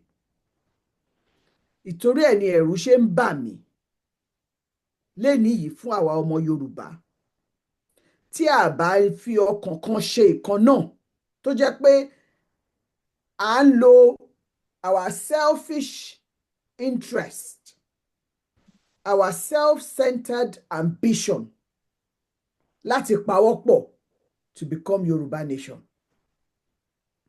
You will find pé tó bá yá, ọ̀dàlẹ̀ ló máa pọ̀ jù nínú wa, láàrin wa. Bá ṣe máa ṣe tó jẹ́ pé a máa ní ohun kan fi sọ̀rọ̀, ìyẹn ló máa ń bẹ̀ mí lẹ́rù. Nítorí pé àwọn èèyàn kan á sọ pé ẹ̀sìn kan báyìí ni mò ń ṣe o. So ẹ̀sìn yẹn borí bí Yorùbá. Gbà ó jẹ́ pé Yorùbá làkọ́kọ́ dá. Àkọ́kọ́ dá ní Yorùbá. Why tó ṣe máa jẹ́ pé ẹ̀sìn máa wọbẹ̀ tá máa pínra wa yẹ́lẹyẹ̀lẹ. So àkọ́kọ́ láti ṣiṣẹ́ láàrin ara wa, báwo la ṣe máa kó ara wa pọ̀ sí ọ̀nà kan tó jẹ́ pé that vision tá à ń sọ̀rọ̀ ẹ̀ yìí will have that unity of purpose, solidarity of purpose, and all of that. It's going to take a lot of honesty, trust, and láti ṣiṣẹ́ gidi gan lórí ẹ̀. Nítorí ẹ̀rù ń bà mí pé a ní gbogbo yẹn right now. And nítorí pé a ní gbogbo yẹn right now, Yorùbá nation gan tá fẹ́ lọ yìí, ẹ̀rù ń bà mí pé àwọn èèyàn tí ta rí nísìn tí wọ́n ń ṣe oríṣiríṣi, èmi ló kàn, àwọn ló kàn, ìwọ kọ́ ló kàn, èmi ló kàn, tí wọ́n ti perfect that behaviour in politics right now. Torí ọmọ Yorùbá ṣì ni wọ́n o. Wọ́n máa gbé ara wọn wá sí Yorùbá nation and pollute Yorùbá nation. Ẹ̀rù tó ń bè mí nìyẹn. So that unity of purpose is important. But we have to work on ourselves so that this pain tí à ń go through gẹ́gẹ́ bí Africans, tí ó fà tó jẹ́ pé a lè trust ara wa, a lè believe ara wa. Àwọn kan á sọ̀rọ̀ láàárọ̀, nǹkan míì náà máa ṣe lálẹ́. A ṣe lè ṣe, ta lè work on it. Ìyẹn ni mi ò tí wà mọ̀ nsìn. ANC ní South Africa, wọ́n ní one vision. No matter who was the front of ANC, ó focus le vision yẹn. Àwọn èèyàn dẹ̀ ń tẹ̀lé. And that is how they've had that stronghold until now. Although àwọn náà wọ́n ti ní issue tiwọn. But that ideology and the commitment to that ideology, gbogbo wọn ni. Bóyá nítorí nǹkan tó go through ló ṣe jẹ́ kí wọ́n tètè débi tí wọ́n yẹ kí wọ́n dé. but èèyàn ò láti go through pain yẹn kó tó di pé ó débi tí a fẹ́ dé Yorùbá nation bí tá a lọ bí tá a fẹ́ dé nítorí pé àwa gan sìn pàpà we're going through that pain being in Nigeria being part of Nigeria tẹ́ ẹ̀ lọ lé tẹ́rù ń bà yín tí wọ́n sọ fún yín pé ẹ má rìn báyìí ẹ má rìn síbí ẹ má sọ̀rọ̀ báyìí ẹ má all of those things there's still trauma for us to deal with. But we can start by having that vision, that dream, the ideology, and practicalize all of this by doing, not just by saying, but by doing. Ẹ ṣé gan ni. Thank you. Ẹ ṣé gan. Barrister Tinu, Sister Tinu. Over to you, Mrs.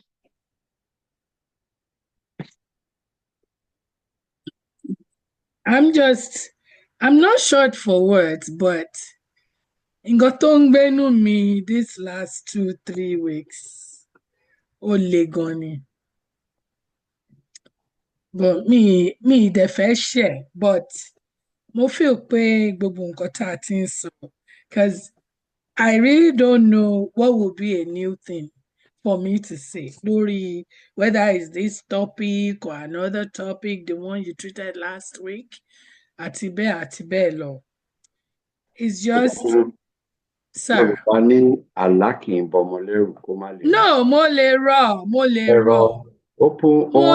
rọ̀, àti rọ̀. It's like kókó là ń rọ́ fàdí tí àti rọ̀. We have done this for several times, but ó dàbí pé níṣe la kàn run mouth wa. And àwọn nǹkan míì wà tó yẹ pé èèyàn lè lọ máa ṣe pẹ̀lú time ẹ̀, other than wasted effort. Ṣó ti yé yín?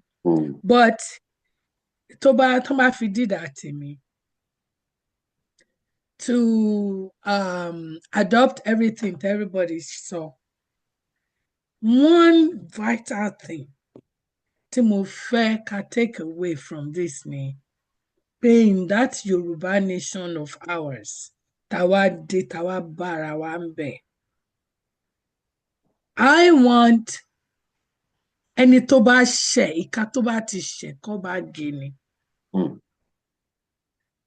Kò ń ṣe pé physically like that mo mi ṣe mọ̀, Yorùbá ni mo sọ o.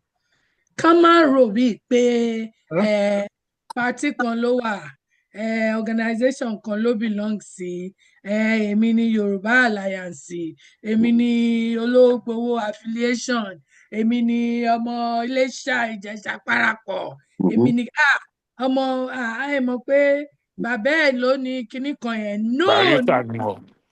Yes, sir. No, kò gbọ́dọ̀ jẹ́ bẹ́ẹ̀. Because lọ́wọ́lọ́wọ́ mo ń ronú láàárọ̀ mi tiẹ̀ rí nǹkan tẹ text náà. Lánàá ni mo ti ń ronú kinní pé ẹ̀gbọ́n náà, what has become of Yaya Bello?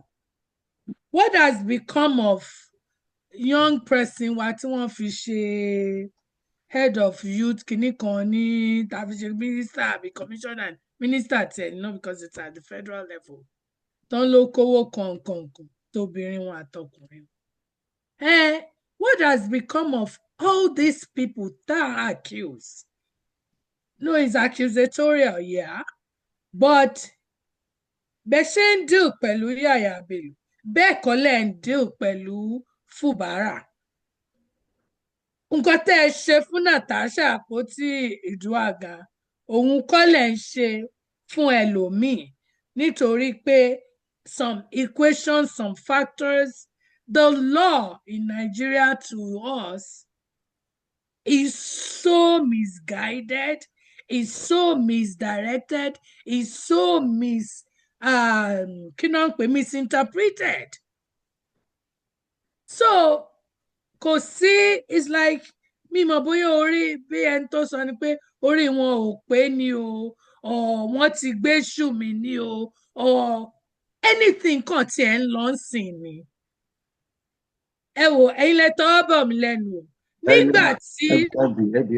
Nígbà tí a sọ wípé ẹ fẹ́ kó nǹkan kan tí ń ṣẹlẹ̀ ìlú ti dàrú kíní kankan kókè ìlú ti dàrú ẹ wá ní pé ẹ fẹ́ yan olórí tó máa rọ governor executive governor táwọn ìlú ẹ̀ tí wọ́n fi sí àpótí ẹlẹ́fẹ́ yọ wọ́n kúrò ńbẹ̀ ẹ wá lọ gbé èèyàn kan tó ti bọ́ aṣọ ológun kúrò. God bless you. ẹ wá ní kó gbé aṣọ ológun wọ̀. Iṣẹ́ kan ẹ̀. Kó wá lọ jókòó sẹ́yìn ẹni yẹn sí sórí àpótí ẹ̀. Ẹni yẹn ní pé ẹ̀yin ò ẹ̀mú lọ́wọ́ dání. Ẹni kó lọ fọ oṣù 6. Níbo náà ti ń ṣe yẹn? Ẹni tẹ́ gbé wá sórí àga ológun ni tẹ́lẹ̀tẹ́lẹ̀. Ìjọba alágbádá la dẹ̀ ń ràn. Sórí wa pé ṣá. Nàìjíríà níbo náà ti ń ṣe yẹn Nàìjíríà. Ẹni tí kò mọ ibi tó máa yà sí tí kò mọ kinní kété wá ní òkè ẹ jẹ́ ká ran lágbájá yìí lọ́wọ́ ẹni tẹ́ gbé síbẹ̀ kẹ́ gbé síbẹ̀ but kó máa ní directions from ẹni tó wà lórí ìjókòó ẹ̀ táwọn èèyàn ẹ̀ ń yàn ṣèjọba alágbádá la wà ní àbí ìjọba ológun ẹjọ ẹ rorí sà ẹ wá yọ yẹn kúrò ẹni tó wá ń dà lúrú jàǹdùkú tẹ́ gbé sọ́dọ̀ yín ẹ rí ti ẹ̀rọ ẹ kọ́lẹ̀ tó ọ́dà o ẹ yọ kúrò mínísítà o tó bá ṣẹlẹ̀ tí gbogbo nǹkan tó ń ṣẹlẹ̀ yìí kì í ṣe pé wọ́n ń pààyàn wọn ò tí ì dáná sunlé wọn ò tí ì lu ìlú ní wàhálà o there's no bẹ́ẹ̀ kì í ṣe òyìnbó ni there's no terrorism there hasn't been any kí náà ń pè arson or any civil disorder or disobedience ní state yẹn. There's no chaos. People are talking, people are airing their frustration out there. But you called the elders of the territory. You told them, you advised them, okay, go and deal with these people.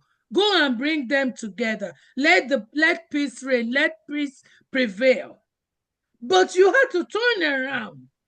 Not waiting for the response or the assignment to be done and the report to be brought back to you. You have to now pull that rug from their feet and then come down at them for what? What is in Rivers State? We all know now. Why is Rivers in contention? Why Fubara? Why not Wike? What is going on?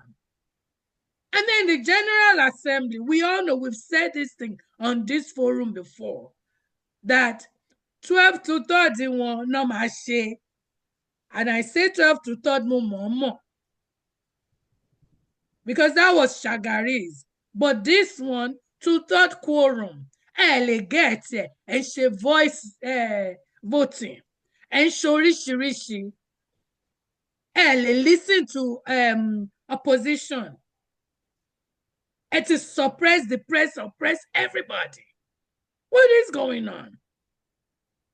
National Assembly, wọ́n ṣe shooing ni, and then you now say kílù wà progressive. Is that what we're going to be practicing in Yoruba land? Kò gbọdọ̀ ṣẹlẹ̀. But that is what will happen. Because even the people in the National Assembly, ṣé kò sí Yoruba bẹ́ẹ̀ ni? Natasha, ẹ̀dẹ̀ mú ọwọ́ yín, ẹ̀dẹ̀ yọ ọmọ lọ́mọ. Where is due process? Where is the rule of law?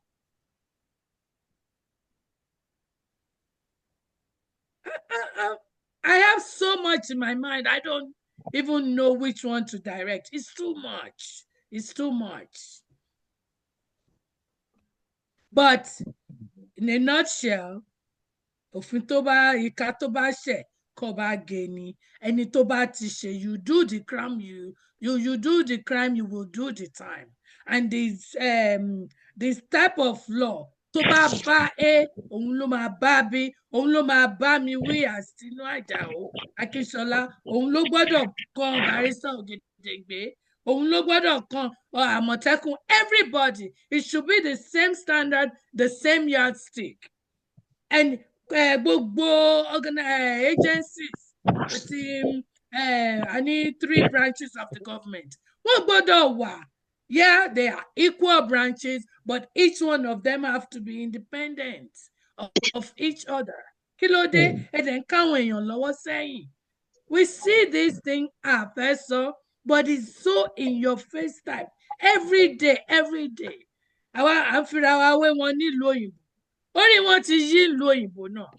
Look at what we are going through here. Àjọkẹ́ Òkun. Ẹ ṣé. Àjọkẹ́ Òkun. Ẹ ṣé gan, thank you very much. Bámicho, àmọ́ pé wà ń bí ẹ̀jẹ̀ bá. Mo náà Àjọkẹ́ Òkun ẹ̀. Ẹ ṣé gan. Sister Tinu, Sister Yemisi in my next. I do agree with you. I was looking for something I wrote regarding the subject. So, Lenko, what is happening in Nigeria is purely maladministration, and the president acting or what do you call it, ultra-virus. And if we look at those two, and it's a recipe for a military takeover. It is.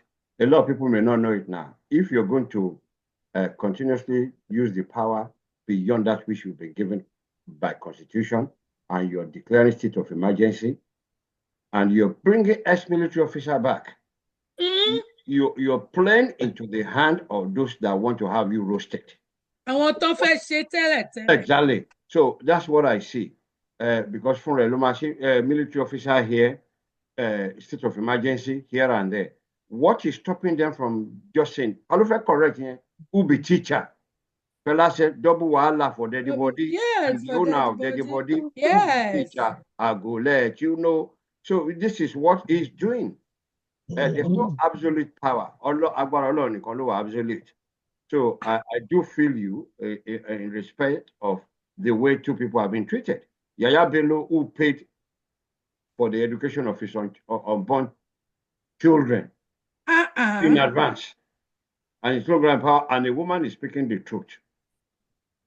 As far as I'm concerned, I'm not what other people are saying. And I encourage you, even if you're the only one standing, have your say. Yes. That's what I believe. Me too. Our co-author believe all right. So if you want to be a conformist, and she wasn't, that woman wasn't configured that way. But she's just who she is. But Sister Yemisi. Barrister, Jọkẹ́ tó pe Sister Yemisi. Èyí tẹ́ sọ́nsìn. Mo mọ ibi tẹ́ fẹ́ lọ. But let's look at it this way. Ẹlẹ́ẹ̀fẹ́ṣù lábúlé. Bálẹ̀ yẹn ń ta àgbo. Ìyàwó ẹ̀ ń tó gògóró. Ọmọ wọn ló ń gbowó ta. It's now happening real time. Yeah. And Ọ̀ṣun dàrú. Kíní kan ṣẹlẹ̀ ń Ìbàdàn. Ṣé kò wà without wàhálà ni? Yobe ńkọ́ ó ń burn. Adamawa ọ̀rọ̀ gbọ́. So ńgbà tẹ́yìn ti sọ pé Rivers náà ti dàrú, tẹ̀tí ní kó lógun lọ́bẹ̀. Ológun might as well come to you too. Oh, yes. Because ó wà lára gbogbo nǹkan tó fi ń sọ pé the reason tí ẹ ṣe máa declare emergency. And there is no emergency anywhere. Yep. Sister Yemisi ẹjọ́, take it. Sister Yemisi. Sister, I bet you come to kitchen. I'm happy no more than concern ẹ̀rọ. Kitchen, ẹ fẹ́ lọ finish nǹkan tẹ́ ń ṣe lẹ́ǹkan. Ọlọ́run. What a country. Ẹ fẹ́ kí n repeat question yẹn torí sísá mi bá ti ní what a country báyìí mo ti mọ̀ wípé ẹ fẹ́ kí n repeat yẹn. Repeat yẹn. Ẹ bá mi sọ̀rọ̀ Sister Yemisi. You don't repeat the question. And the opportunity láti fresh memory yìí pé kí náà bọ̀ náà bá dé ibi àṣàwà àbí ẹ jẹ́ n bèrè ẹ jẹ́ kí n sọ̀rọ̀. wọ́n ní ẹni mọ́ni ló ń ṣe ni. Ẹ rí mi sá. Ẹ rí mi báyìí. Mo sísá mi dáadáa báyìí. ẹja ṣáwá tẹ fi ránṣẹ́ sí wọn yín pẹ̀lú Barrister Salabi àbí. ẹ má gbàgbé léyìí tí màmá Pópóọlá bá a send o Tòótọ́ ni. head of all the ọkọ wọ́n Tòótọ́ ni. fẹ́ kí n máa yọ ẹ̀kẹ́ ni. Àti ẹ̀rí arọ́ra Continue sharing. There is God. Oh, Yeah. it is well. Sister, question yẹn. Ẹ sọ question yẹn jọ torí Ọlọ́run. Question yẹn ni wípé gbogbo wa aláfẹ́ gba Yorùbá nation but àjọ share common ideology. Tí ò bá dẹ̀ sí common ideology, ìtànjẹ máa wà nínú ẹ̀. Tí ò bá dẹ̀ sí ìtànjẹ, disunity kò lè sí rẹ́pọ̀. Torí vision wa fún Yorùbá nation ó yàtọ̀ fúnra wọn. Torí àjọ share vision kan náà, ó ń jẹ́ kí disunity wà láàrin wa. Personal ambition issue ni tó yẹ pé èmi nìkan mo lè gba Yorùbá sílẹ̀, mi ò ní láti bẹ́ anybody ṣe. Báyìí lẹ ṣe fẹ́ ṣe, a gbọ́dọ̀ gba passport ní ká tó nílùú wa. Kò sí ideology tí gbogbo wa share in common. Ó ń kọ̀ sí káwọn èèyàn lè betray. Ó ló máa jẹ́ kẹ́nìkan kówó jẹ tó dẹ̀ sì máa jẹ́ bàbá àṣàlẹ̀ fáwọn yòókù tó máa ṣe bàbá rere bàbá kẹ̀. So the key thing here is the ideology tá a ní. Kí lẹ rò pé ó ń fà á? Ṣé òun ló jẹ́ ká wà disunited ni àbọ̀ ló jẹ́ kí personal ambition kó override Yorùbá national interest? That's the question. A ní ideology but different one. Ọ̀tọ̀ọ̀tọ̀ ni ideology wa like tí nǹkan tá a ṣe sọ tẹ́lẹ̀. Bí àwọn kan ṣe ń gbé sókè, àwọn kan ń gbé sísàlẹ̀, àwọn kan ń gbé sáàrin because just for the personal gain ni wọn. Now, like nǹkan tẹ́ mention sí, ìlú wo ni èmi ò tí ì rí ibi tí wọ́n ti ń ṣe passport láì jẹ́ pé wọ́n nílùú. Mi ò rí ibi tó ti jẹ́ pé àwọn èèyàn ti máa divide ara wọn. Àwọn kan wà tó ń pera wọn ní honourable. Àwọn tẹ́ bá dẹ̀ rí gbogbo wọn náà, mi ò tẹ̀ tó mo kàn máa ń wò pé irú nonsense wo tiẹ̀ ní gbogbo ilé. Àwọn tó ń pera wọn gan ní house ní honourable, wọ́n wà dìsọ́nà ju Sátánì lọ. So ẹ̀yin kan ẹ̀dẹ̀ tí gba nǹkan kan ẹ ti ń ní honourable bò ń bo ilẹ̀ honourable dé. Gbogbo owó tí wọ́n ń pa nígbà tí Yorùbá nation mú girigiri kò séèyàn kankan nínú wọn tó àkáǹtì fún. Tá a bá ní owó yẹn lọ́wọ́, àá náà máa boast pé àti anything bá fẹ́ ṣẹlẹ̀ àwa ń bẹ̀. But ẹ pin mọ́ ara yín lọ́wọ́. So you aiming for Yorùbá nation. Kí ni ìyàtọ̀ tí àti àwọn politician tá à ń pariwo pé wọ́n ń kówó jẹ? Because plan yín náà nìyẹn pé tẹ́ bá débẹ̀ kẹ́ẹ̀dì baálẹ̀ jòǹtolo àgbà lọ́wọ́ ẹni tí ò ní. Now, kó ṣe pé ideology wa ó kàn yàtọ̀ oníkálukú lónìí. Vision ní oníkálukú la ní. So àti wá come together nígbà tó yẹ pé mo ní plan pé àti bá ti débẹ̀ wo minister for health ni mo fẹ́ gẹ́ o. Àwa bíi 5 la ti ń bìdì fún yẹn. Nígbà tá a bá débẹ̀ a máa lura wa pa ni. Nígbà tí bàbá wa Àmọ̀tẹ́kùn sọ pé communication, minister for communication làwọn fẹ́ wà. A dẹ̀ ti rí bíi 20 people tó ti tí wọ́n yẹn tiẹ̀ má tẹ̀ fẹ́ lura wọn fọ́ lójú torí àwọn bloggers náà wọ́n upgrade ara wọn. Bàbá wa Oyèfúlẹ̀. Sister Yẹ́misí, ìjọ́ ni mo bá yín sọ yẹn o. Mo fi ń ṣe sample ní ṣe bẹ́ẹ̀ mi náà ti kọ́kọ́. Okay. Ṣé bí ara mo lo ara mi fún ara mi? Ààyè rọ o, ẹ sọ kó kúnná o. Ẹ sọ kó kúnná. No, mi sọ pé nǹkan time plan mo kàn ń fi ṣe sample pé okay. Ó ti yé wa. Different vision ní gbogbo wa ni àwọn kan ní àwọn tó jẹ́ pé àwọn tó rí wọn ò pé ni mò ń bá sọ̀rọ̀ yìí. Mi ò bá àwọn tó rí wọn pé sọ̀rọ̀ because àwọn tó rí wọn pé wọ́n fẹ́ Yorùbá nation without any string attached pé mo fẹ́ débẹ̀ lọ gba owó ni mo fẹ́ débẹ̀ lọ ṣe nǹkan kan. But àwọn stupid idiot tó wà ń bẹ̀ tó yẹ pé they want to do it pé torí grandfather àwọn ò ní opportunity láti wọ politics so àwọn wá fẹ́ fi Yorùbá nation ṣe titi wọn láti máa kówó jẹ. As God lives, bí gbogbo wọn wá ti wọ́kú before then. That is, yes, that is my prayer fún wọn. Mo dẹ̀ mean ẹ̀. Anybody tó bá ń plan pé tó bá ti gba Yorùbá nation rédèrèdè rànran ló tún fẹ́ wá ṣe ń bẹ̀. Àti fọ̀dàgbé before then. Tó bá pé we have the same vision, so ideology wa máa wà á straightforward. Gbọ́ tara wa ń sìn. Mi ò mọ iye ẹgbẹ́ tó wà ń sìn àbí àwọn tó ti lulẹ̀. Too much. Kí là ń gbé kí là ń gbin. O ò gbà fún mi, mi ò gbà fún ẹ. Àwọn tó ń ṣiṣẹ́ ẹ̀ ní jẹ́ kán ṣe. Àwọn Èkìtì ní kò ṣe kò jólúrè ṣe. Ó gbọ́ kó olúre ó gbàdẹ́. Ó wá lé téńté ẹsẹ̀ lẹ́sẹ̀. Kí ni problem yín? So ẹ má sọ pé a ní ideology. The reason tá a ṣe ní ideology ni pé different people with their own. Tí gbogbo wa bá ní one vision pé okay, we going láti lọ túlù wa ṣe. Kò ń ṣe láti lọ bàjẹ́. Then gbogbo nǹkan máa lọ létòlétò fún wa. Mo dẹ̀ believe pé àwọn èèyàn ń ṣépè fúnra wọn gan láti ẹ̀gẹ́ pé kéèyàn ṣépè fún wọn. Because tó bá ti lè la ẹnu ẹ tó sọ pé ò ní dàlẹ̀ Yorùbá tó dẹ̀ dà ló ti ṣépè fún rẹ̀. Nǹkan tó dàlẹ̀ máa ń wàá get ẹ̀. So mo rò pé a lot of things has gone. A lot of people have talked about it, and I think I will rest my case. Ẹ ṣé sister. Àmọ̀tẹ́kùn. Ẹ ṣé gan. Tí sísá wa ti fẹ́ sọ̀rọ̀ báyẹn, àyà mi máa ń jà ni. Àyà mi máa ń gbọ̀n. Kí ló ń jà yín láyà? Kí ló ń jà yín láyà? Ẹ máa fọwọ́ gbá yọ̀ǹgàn náà ni. Ẹ máa lé ẹ̀bí. Honestly, to be honest, so let's call a spade a spade. They are not a digging tool. The way táwọn èèyàn ṣe ń ṣe rádaràdà rán ohun yìí.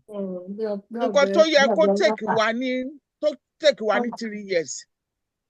A máa sọ dìrìn ọmọ Israeli 40 years to 400 years. I mean to 40 years. Disparity vision náà ló máa ń lead débẹ̀. Like we said earlier on.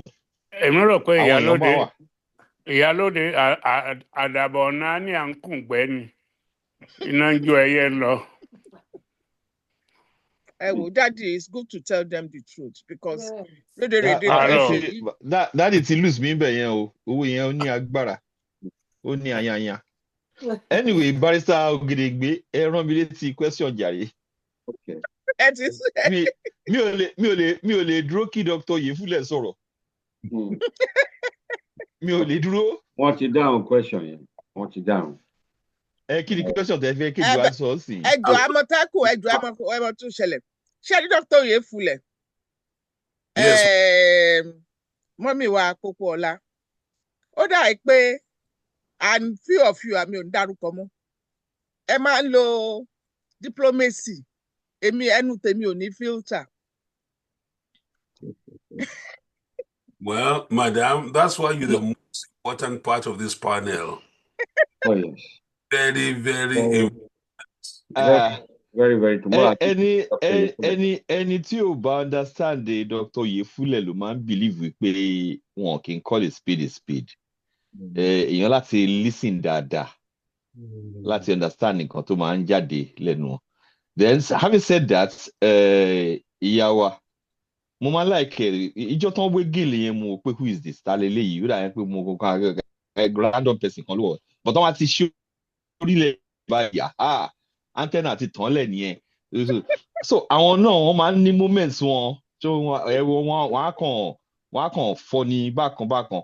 So the good thing about it is wípé this sitting kì í ṣe empty sitting tó jẹ́ pé àwọn bunch of whippersnappers or ass lickers ló jókòó olúkálùkù kan ní temperament tiẹ̀ ó máa ní moment tiẹ̀ ni so it's a good place to be, so to speak.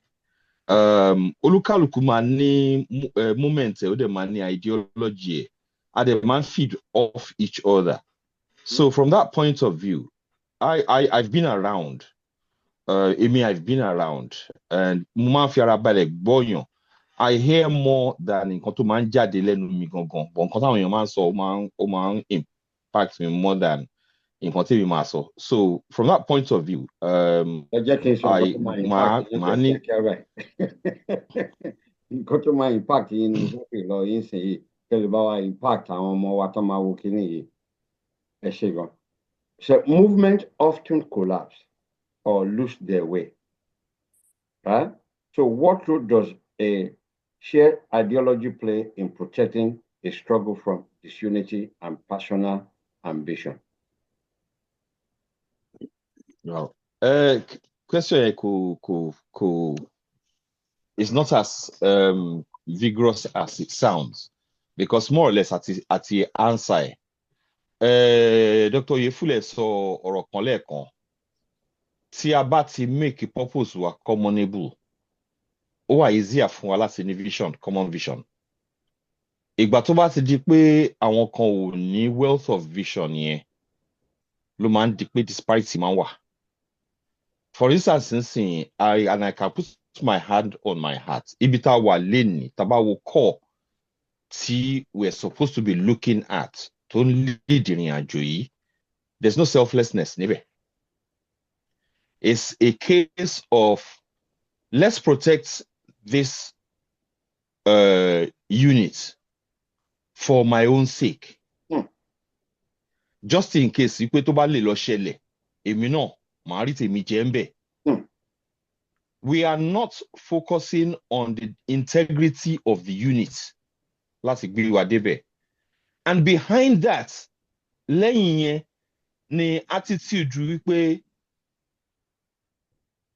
kàkà kíkú má jẹ sèse, á fi ṣàwàdànù. And that is completely appalling. Baba ńlá poverty of intellect ni.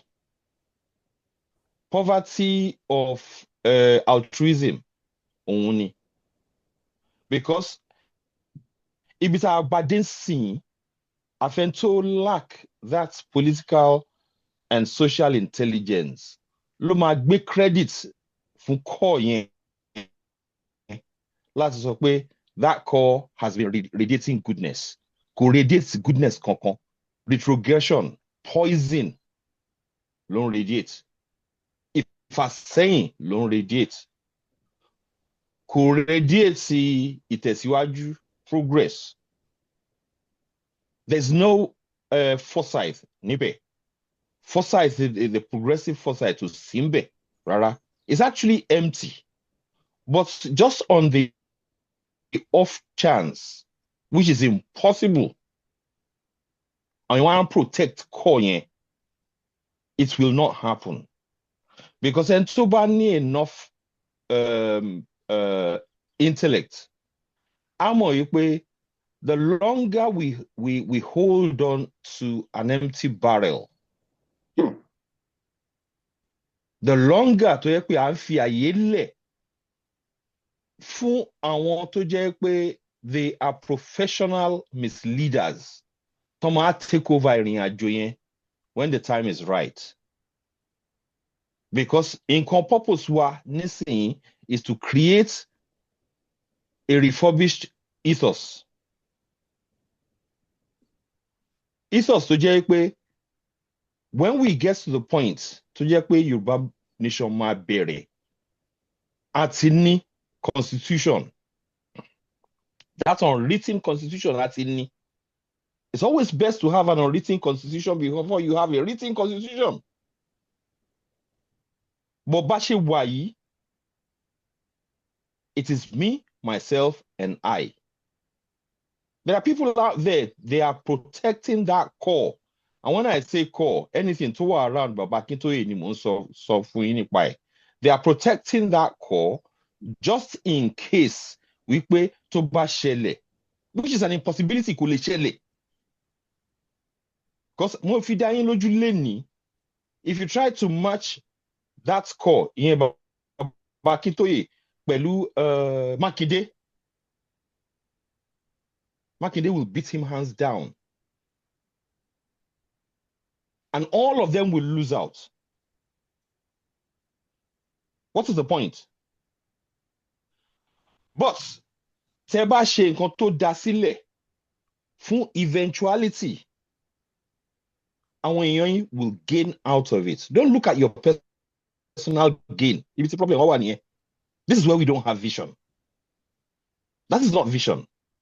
Personal vision is useless as far as the community is concerned. If you cannot work for the kí ni gbogbo definition tó wà around nǹkan tó ń pè ní civil service, civil servant, serving the people. It is my purpose kí n jẹ́ civil servant at whatever level, kí n jí láàárọ̀, kí monitors were around me, kí n wá rí pé àwọn ọmọ 21 to 25, they went out yesterday, your Friday, they had a good time, wọ́n padà, wọ́n dẹ̀ safe, wọ́n dẹ̀ safe, wọ́n dẹ̀ padà sílé wọn. Then where wọ́n lọ church ni o, bóyá whatever they did on Sunday and whatever they did, and then on Monday to Friday, they produced for the nation. Me as a civil servant, I have to provide for them to be able to do that. Nǹkan mò ń láti pèsè àyè lẹ̀ fún wọn láti produce for the nation, láti enjoy ara wọn, láti fún wọn ní incentive, láti fún wọn reason to live, má fún wọn ní reason láti complain, fún wọn ní reason láti jẹ́ pé àwọn gan wà progressive. When I'm able to do that, ó wà easy fún wọn to listen to me, join me as a force to become better people for the progress of the nation. But gbogbo nǹkan tẹ́ ń sọ nísìnyí about Fubara, nípa Wike, nípa Tinubu and all of that, distraction from the progressive kind of directive tó yẹ ká fúnra wa. We don't have a common directive. We don't have a common goal. We don't have a common ideology. We don't have anything because àwọn tó ń lead wa at the moment, ọgbọ́n tara wọn náà ń dá. So people are going to lose out if we don't join hands together to become the servants of people, the servants of our people. Ká serve wọn. Ìyẹn mi pé mi ò ní rí livelihood tèmi. I will have my livelihood, but I will have what belongs to me, what is rightfully mine, what I deserve. Timbawa in position láti lead nation. I want people to become billionaires, millionaires. And from that, billionaires, millionaires will create jobs, create income, fún revenue, wọlé, and that kind of thing. All I have to do is make sure pé àwọn èèyàn, they are able to go out there and work and build our nation together. So, àwọn tó wà wájú wa at the moment wọn ní education yẹn, àwọn tó ń try láti wà, tó ń try láti lead wa at the moment wọn ní ṣe intuition la fẹ́ pé ni wọn, they don't have it. So, we have to start developing it. Kàdé transfer ẹ̀ sí àwọn tó yẹ pé possibility wà tó yẹ pé wọ́n lè articulate it, so to speak. Ó dàbí pé gbà mí gan answer tèmi ni máa ń give, mo máa ń nǹkan tó wà lọ́kàn tèmi ni máa ń sọ. Mo sorry o, ṣé mo try ẹ ti mute o. ìyẹn náà ló dáa kẹsàn nǹkan tó tó wá wà ní látọkàn máìdì. tẹ́ mọ̀ pé ó yàtọ̀ fún kéèyàn máa jẹ́ bí ọlọ́wọ́ ọdán kẹ́ máa rò pé àwọn àwájú mi báwo mo tẹ̀ tún ṣe lè gbá wọn báwo mo lè. You're not doing that, you're just saying the truth, and that's the way it should be. Ó gbọ́dọ̀ flow. Àti pẹ̀tẹ̀pẹ̀tẹ̀ tí a nà lábàtà ni ẹni bá ta sí lára kó pẹ̀lẹ́ ni oníkálukú ẹni tó bá tabà ló ta bá. ẹni tó bá tabà kó lọ kó jump sí làgùn. But ó dàbí pé everybody is down. Question number 2, number 3. Ọ̀dọ̀ yìí náà mo ti máa bẹ̀rẹ̀ because mo rí pé ti touch ẹ̀ briefly. Bàbá Tàlàbí àrò sílẹ̀ ilé yín là ń wo very beautiful. Wá àti ìrójú ẹ̀yin kankan náà báyìí o. Ẹ ṣé, thank you. Àmọ̀tẹ́kùn Although you know láti fẹ́ bẹ̀rẹ̀ late, the third question, because ain't on it when you mention constitution. And even if independence is gained, can it truly succeed without first establishing strong cultural, economic, and governance principles?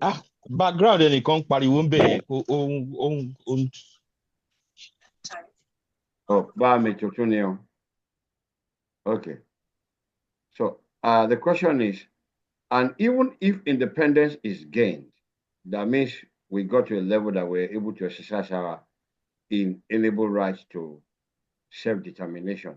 Can it truly succeed without first establishing strong cultural, economic, and governance principle for the new nation's future? That's the question. Yeah.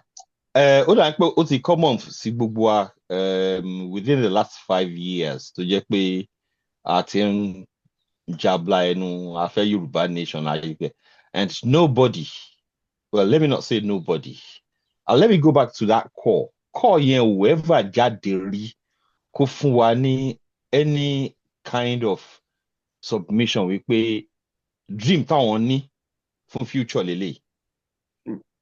I can't remember it happening. It's always a case of pé kán máa wo rear view mirror. Ibi tí wọ́n wo rear view mirror dé náà ti fi lọ la mọ́tò mọ́ igi nísìnyí. So the vehicle is damaged, reverse gear ti lọ, wọ́n ti wá há sójú kan yẹn. Analogy nìyẹn. Most of us ló máa understand it. Now, having a new nation and imposing the same kind of ideology we had, tí ò sọ wá,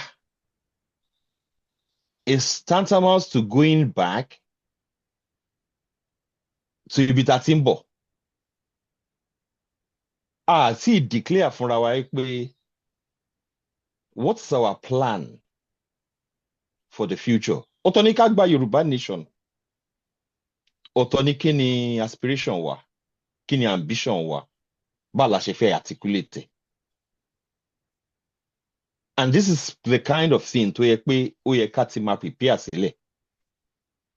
Now, àìtí ìgbà Yorùbá nation, on several occasions I've seen key people tán ti ń sọ wípé mo ń sọ fún yín sìn o, mo ń sọ fún yín sìn o, tá bá dé Yorùbá nation ẹ má ṣẹ́ wọn o. You are threatening me. You are threatening us.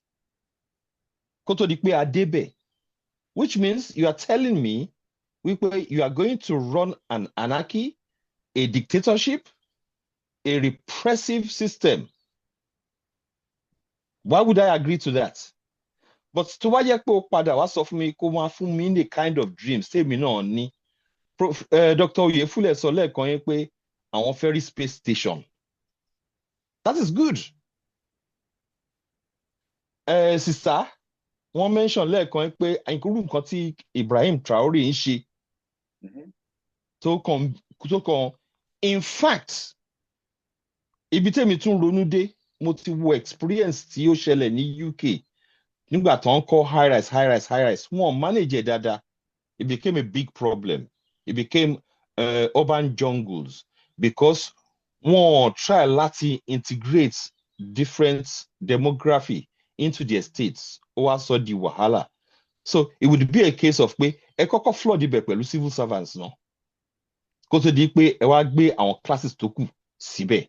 So that the place will be self-managing. Now, kí ni mo sọ yẹn fún? It is a kind of thing tó yẹ ká máa bára wa sọ already. Kí la lè ṣe in such a way tó jẹ́ pé when we get to Yoruba nation, ọ̀rọ̀ máyégún la máa sọ. Máyétòrò la máa sọ. Things are actually working.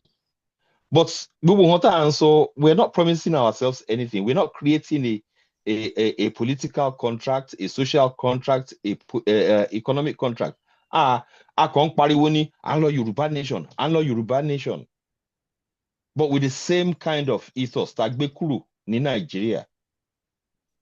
So we are going to use all that energy láti padà sí the same problem tá a ní tó yẹ pé adìẹ wa máa jẹ fún ara wọn. So gbogbo kínní yìí kì í ṣe ọ̀rọ̀ orí ahọ́n lásán. It requires us to be kind of carnivorous ká ti plan wípé ibi tá à ń lọ leléyìí. Báwo la ṣe máa gbé kalẹ̀ wípé àwọn ọmọ wa máa bẹ̀rẹ̀ sí ní understand nǹkan tó ń pè ní ọmọlúàbí.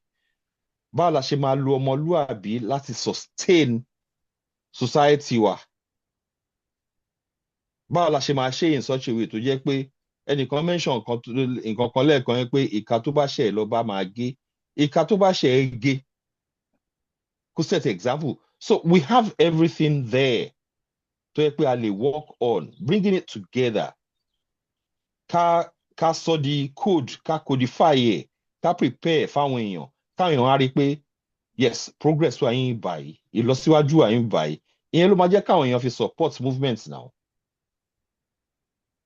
But àìtí ṣe Yorùbá nation 5 years. Àtìkó, for all I know, we've probably come together and we've raised maybe about 100 million naira. And we can't account for a penny of it. And ìbẹ̀rẹ̀ ṣì nìyẹn. Omi ìpè tá bá dé Yorùbá nation, you'll do the same thing. But ibi tẹ́ bá dé tó jẹ́ pé wọ́n fún yín ní account gbogbo owó tó ń gbà. Táwọn ẹ̀dẹ̀ wà prepared láti ṣe máa fowó sí, encouragement ló ń jẹ́ bẹ́ẹ̀. So wọ́n máa ń pòwe kan ilẹ̀ tó bá wá ṣúlẹ̀ ní la máa fi mọ nǹkan tó bá something along those lines. Yeah. So nǹkan tẹ̀ ń ṣe lọ́wọ́lọ́wọ́ at the moment, ẹ ti ń rọ̀jò ìkà, ẹ ti ń rọ̀jò olè, ẹ ti ń rọ̀jò ní plan and all of that. Why will I not go against you? Vision tèmi àti vision tí should come together and create a common path, a common ideology, a common interest. Oh no, but nǹkan tá à ń ṣe kọ́ nìyẹn. So ẹ jẹ́ kí n fílẹ̀ bẹ́ẹ̀ yẹn for now. Mo hope pé ó help in some senses. Ẹ ṣé gan, ẹ try. Mo wá fẹ́ fi nǹkan kan kún yín lẹ́yìn kí n tó pe màmá wa. Òpòlá, ọ̀rọ̀ kékeré ni mo fẹ́ sọ. Mo dẹ̀ ń type síbi yẹn nísìn. Nelson Mandela was born in 1918. The African National Congress was formed in 1912, precisely 6 years after tí wọ́n dá ANC sílẹ̀. So ANC ti wà kó tó bí Mandela ọmọ ọdún mẹ́fà. The same ANC ló wà ní power lẹ́yìn. But in our own case, we can't afford to hate each other. We don't hate anybody. But the love we have for our nation must be greater than we have for individuals. And actually, umbrella body, mélòó, I don't want to say kaka.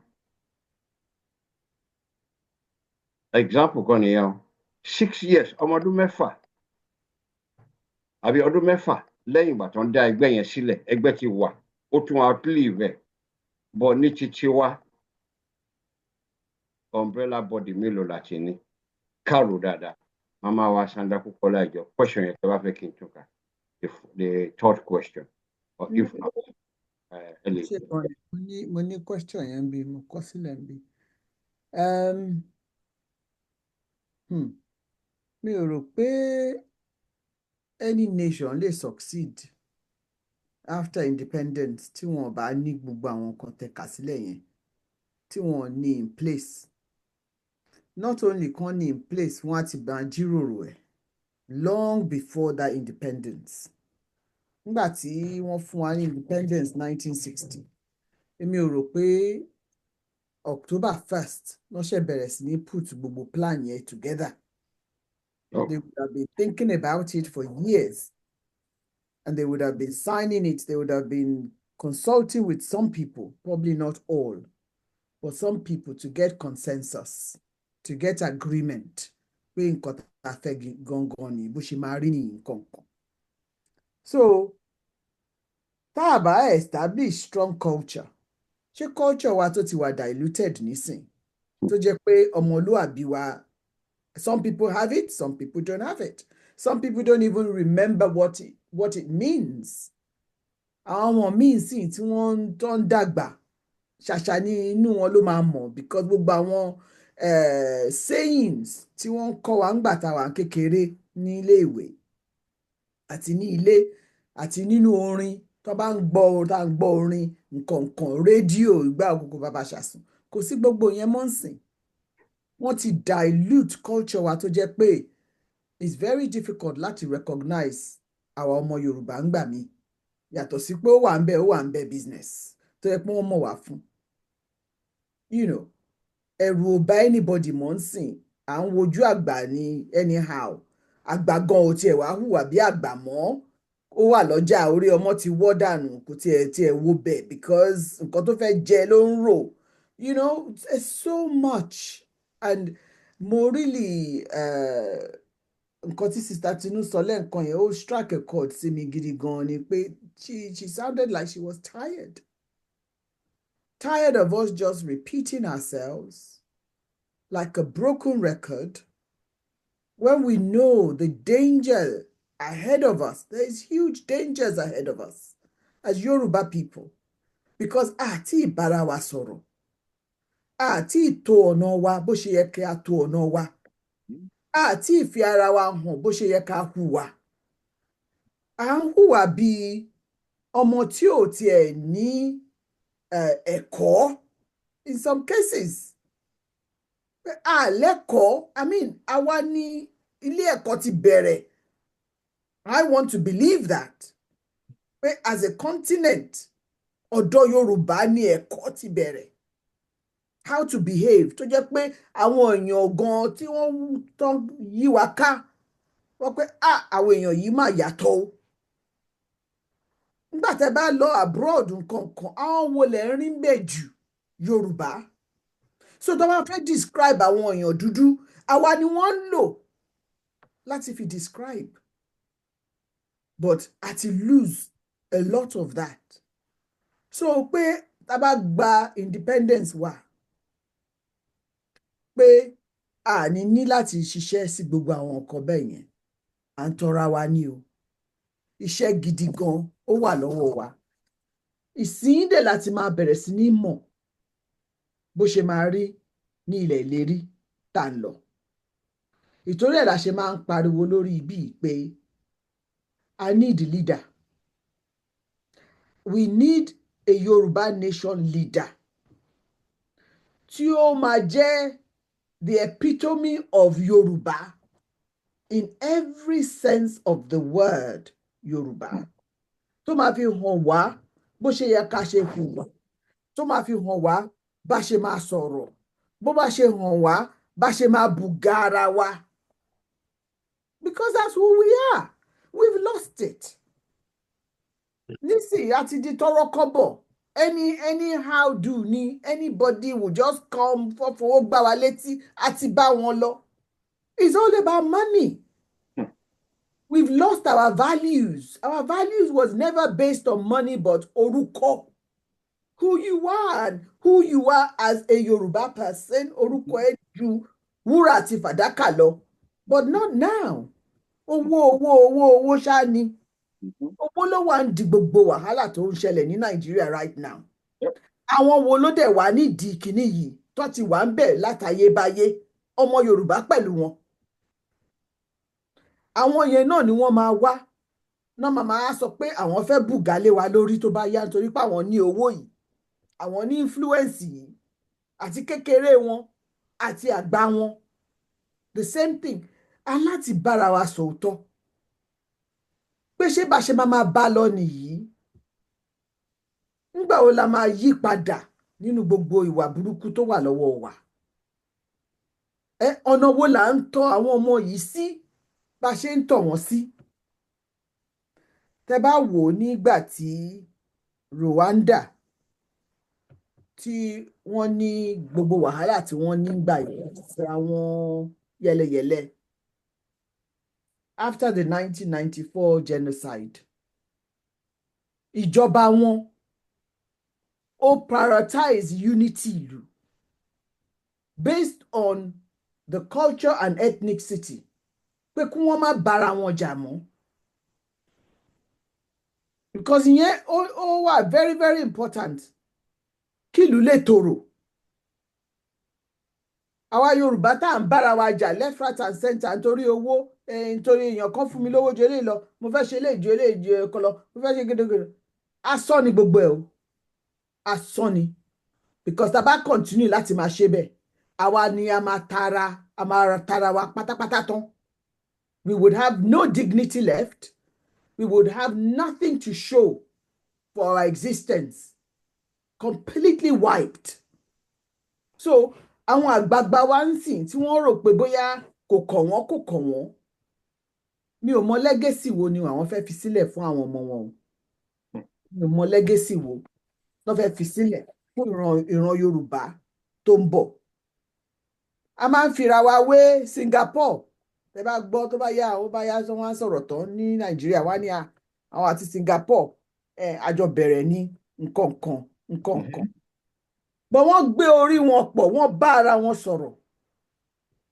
wọ́n dẹ̀ fi vision sílẹ̀ pé báyìí la ṣe máa ṣe ètò ìlú yìí báyìí la ṣe máa ṣe ètò ìlú yìí a máa lo gbogbo nǹkan ta ní ọwọ́ wa wọ́n recognize value wọn wọ́n recognize irú èèyàn tí wọ́n jẹ́ wọ́n recognize àwọn ọ̀rọ̀ tí Ọlọ́run ti fún wọn wọ́n dẹ̀ múlò wọ́n dẹ̀ turn ara wọn into what they are today that they're the envy of a lot of countries including Nigeria which is shameful you know so Yoruba independence is not the end it's the beginning and the preamble is now the rehearsal is now not when the independence come because by then at the roll up sleeves were by and at the bereshe but kato bereshe alati moshe will have somebody has to be planning it now.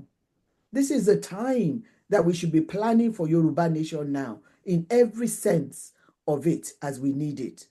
But it's not the end. Independence is not the end. It's actually the beginning of a lot of problems to come. But Abati Beresini map out at least to have some vision of how we're going to tackle those problems. Because you can't mitigate every risk. You cannot. It's impossible. But you can at least try and map out the mitigations for some of the problems that might face so that we can be credible. Credible people, credible nation, and we can take back our stage in the world. But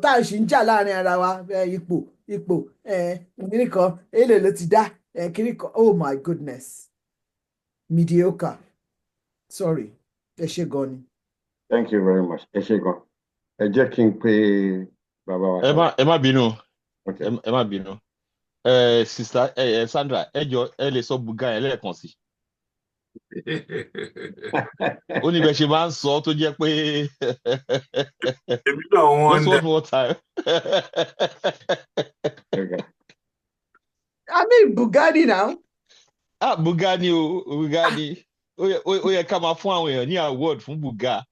And to intellectual people, Buga person. To máa dúró correct. Okay. Bàbá wa Kalabi, ọpọ́n ṣùkàn yín o. Omi ìtara yín sà. Then mo ju text message kan sí yín. Ẹ lè wò ká sọ̀rọ̀ nípa ẹ̀ later. Okay. Yes, sir. Ẹ ṣé púpọ̀ lórí gbogbo ohun tí a ti ń sọ látẹ̀kan. Wọ́n ti sọ ọ̀pọ̀lọpọ̀ ọ̀rọ̀. Èyí tó concern mi tí mo fẹ́ sọ fún wa ni pé ṣé à mú àwọn ọ̀rọ̀ wọ̀nyí lò àwa tá a wà nínú ẹgbẹ́ yìí. Ẹ jẹ́ kí n dá yín lóhùn kíákíá ẹ má bínú. Sister Yemisi nínú commission wo lẹ wà? Commission will ṣiṣẹ́ fún directorate yàtọ̀ fún coming to kí lorúkọ ẹ̀. What commission were you? What do you mean by commission? We have commissions that are working at the background. Àwọn bíi ẹ̀yin bíi mélòó tẹ̀ ń ṣiṣẹ́ tẹ̀lé ń document àwọn nǹkan tẹ̀ ń ṣe. SICOM. Yeah, yàtọ̀ fún SICOM. Bóyá bíi health ni o education kankan yẹn.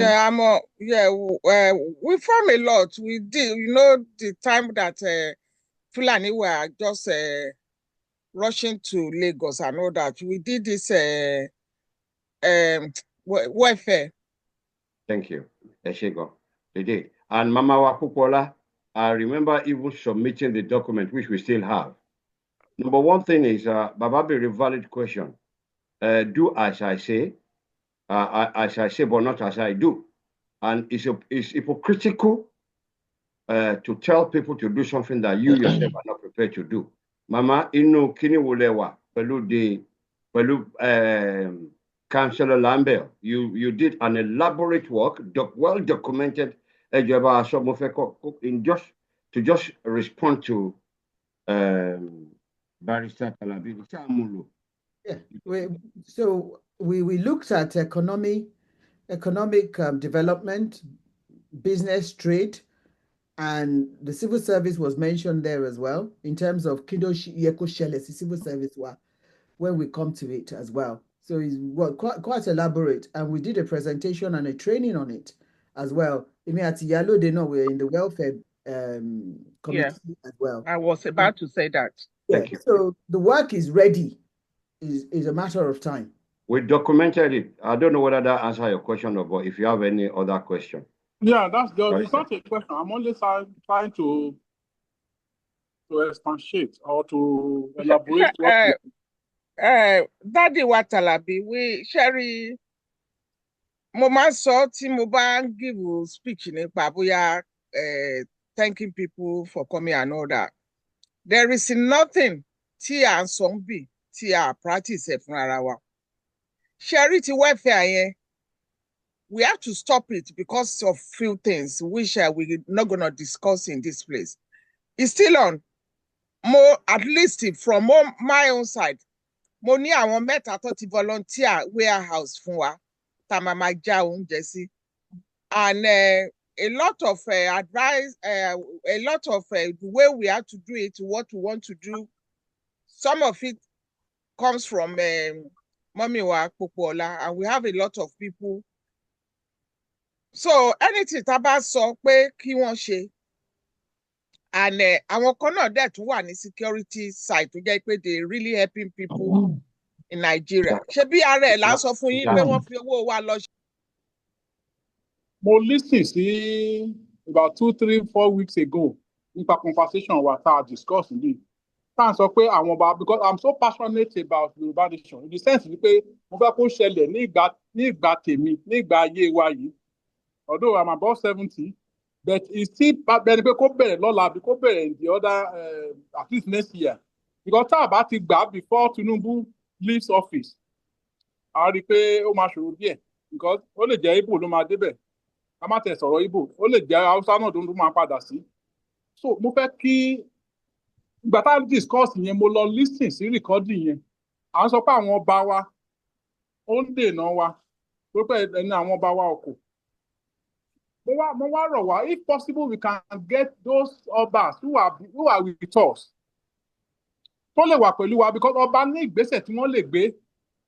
Tó bá fẹ́ lọ sí United Nations, tó bá lọ pé ọba báyìí wà pẹ̀lú wa, yes, wọ́n á fẹ́ gbọ́, rather than kó má sí ọba lẹ́yìn wa, kó má sí àwọn tó jẹ́ olórí division of Yorùbá lẹ́yìn wa. Tó bá wà, àbí tá a bá rí majority gbogbo wọn ò lè support wa, tó rà tó ń jẹ ní di màdàrú yìí, wọn ò ní fẹ́ ká gba Yorùbá nation. Àwọn tó jẹ́ pé owó ti bà ayé wọn jẹ́, wọn ò ní jẹ́ ká gba Yorùbá nation, tó wọ́n rí pé gbogbo jẹkújẹ yìí wọn ò lè ráyè lọ́dọ̀ wa. Gbogbo àtọ́yìn tó ń ṣẹlẹ̀ ní Nàìjíríà yìí kò lè ṣẹlẹ̀ ní Yorùbá nation, kò lè gbà, a lè gbà. Vision wa, ṣé a ti ń gbé ìgbésẹ̀ láti sọ pé ilẹ̀ Yorùbá yìí ó bọ́ sí ní ìgbà ayé wa? Ká máa ro 20, 30 years, ká má fi ìrìn àjò wa ṣe ìrìn àjò àwọn ọmọ Ísírẹ́lì. Ṣé a ti ṣe constitution wa lẹ̀? Ṣé a ti draft ẹ̀? Ṣé a ti sọ pé ẹni báyìí ò lè jẹ, ẹni tó bá ti ní case níbì kan anywhere in the world kò lè débì kan ká ti ní gbogbo àwọn vision yìí lẹ̀ because ó wù wá káwa náà bá ṣe ń sọ yìí ká ní space mission ká ní kí ìlú wa dàbí ìlú èmi mo lọ sí Barbados tó tẹ̀ ju gbogbo àwọn tó wà ń bẹ̀ mo wo state wọn they are under wọn ò tó Ìjẹ̀bú Òde but everything was going on smoothly mo jáde lálẹ́ adélágo lóru dead night no kò sí wàhálà kò sí nǹkan kan so also in Dubai and many other places mo ti lọ in China náà it's always fine máa rò pé ìjọ òde Nàìjíríà máa di báyìí torí Ọlọ́run pápá àwa tá a ti gbádùn láyé ìjọ òun in the 70s in the 60s táwọn wà lẹ́kọ̀ọ́ Lagos Island táwọn jẹ́ pé akọ̀wọ́n máa kiri ajú wọlé bọ́ sílé táwọn máa lọ sí Ṣẹ̀yìnlá cinema táwọn máa jáde máa ṣe gbogbo tó wà ní Island kò rí bẹ́ẹ̀ mọ́ ó wù mí ká padà sígbà yẹn bẹ́ẹ̀ ìgbésẹ̀ wo làwa ń gbé sìn láti make sure pé kíní yẹn bọ́ sí a rí táwọn bá wa wọ́n lẹ́nu ọ̀rọ̀ ńbẹ̀ ẹ jẹ́ ká bá wọn sọ̀rọ̀ ká fọ benefit wọn máa gbà ká gbé ìgbésẹ̀ ká wá àwọn high power delegation ká lọ mọ èyí tí wọ́n ń ṣe èyí tó support wa ká mọ̀ èyí tó support wa ká mọ̀ gbogbo wọn lè support wa bẹ̀tà bá ti ní more than 60% àti kógojá bẹ̀tà bá ṣe wọ̀nyí ta kàn sọ̀rọ̀ every Saturday táwọn spend 4 hours táwọn ṣe bí ìgbà wọ́n kàn máa wò wá àwọn tó ń gbọ́ tán wà ní policy kàn máa wò wá pé eré làwọn àbí ṣe they are just wasting their time bẹ̀tà bá ń gbé ìgbésẹ̀ ìwé tó yẹ bẹ́ẹ̀ yẹn táwọn bá wọn bá wá sọ̀rọ̀ táwọn bá wọn tó lè lẹ́nu ọ̀rọ̀ sọ̀rọ̀ from there à á lè mọ olórí tó máa jẹ́ olórí Yorùbá táwọn máa sọ pé yes lápẹ́jọ́ báyìí tó bá ti ń sọ̀rọ̀ ẹ jẹ́ ká tẹ̀lé ṣùgbọ́n tó bá sí akọ̀wọ́ máa ṣe dálúdalẹ̀ all the time just the same thing all the time wọ́n máa fi wá ṣe ẹ̀yẹ unity yẹn ló fẹ́ ká ṣe gbogbo àwọn nǹkan míì tá à ń sọ pé ó yẹ ṣe kò lè ṣeé ṣe tá a bá sí ní Yorùbá nation kò possible tá la fẹ́ bá sọ̀rọ̀ tá la fẹ́ bá ṣe àlágbára lórí education ká la máa educate àwọn ọmọ wa àlágbára lórí anything but when we are in Yorùbá nation we will be able to talk this is what we need this is what we want this is what it should be our Prime Minister Singapore when he was there it changed everything. Bàbá Kalabi ẹ má bínú wọn kí n pọ̀ òun máa gọgọ lẹ́nu inú mi dùn pé ẹ̀gbọ́n mi lẹ jẹ́ and ẹni tó bí mi tẹ̀lé of blessed memory he would have been older than you. I'm 62 now.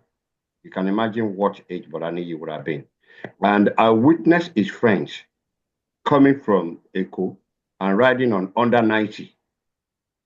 They're not under 90. Motorbike. Yes. Yes. Àwọn ọ̀rẹ́ ẹ̀gbọ́n mi at 5 a.m. wọ́n bá ṣe weekend lọ́dọ̀ wa. They will ride, wọ́n máa gun bike yẹn padà seko. Yes. Kidnapper and kokokushi. Anything. So your era are the things I can identify with Scala Cinema, Odeon, Leventis, UTC, Pixel. And what we have in Nigeria.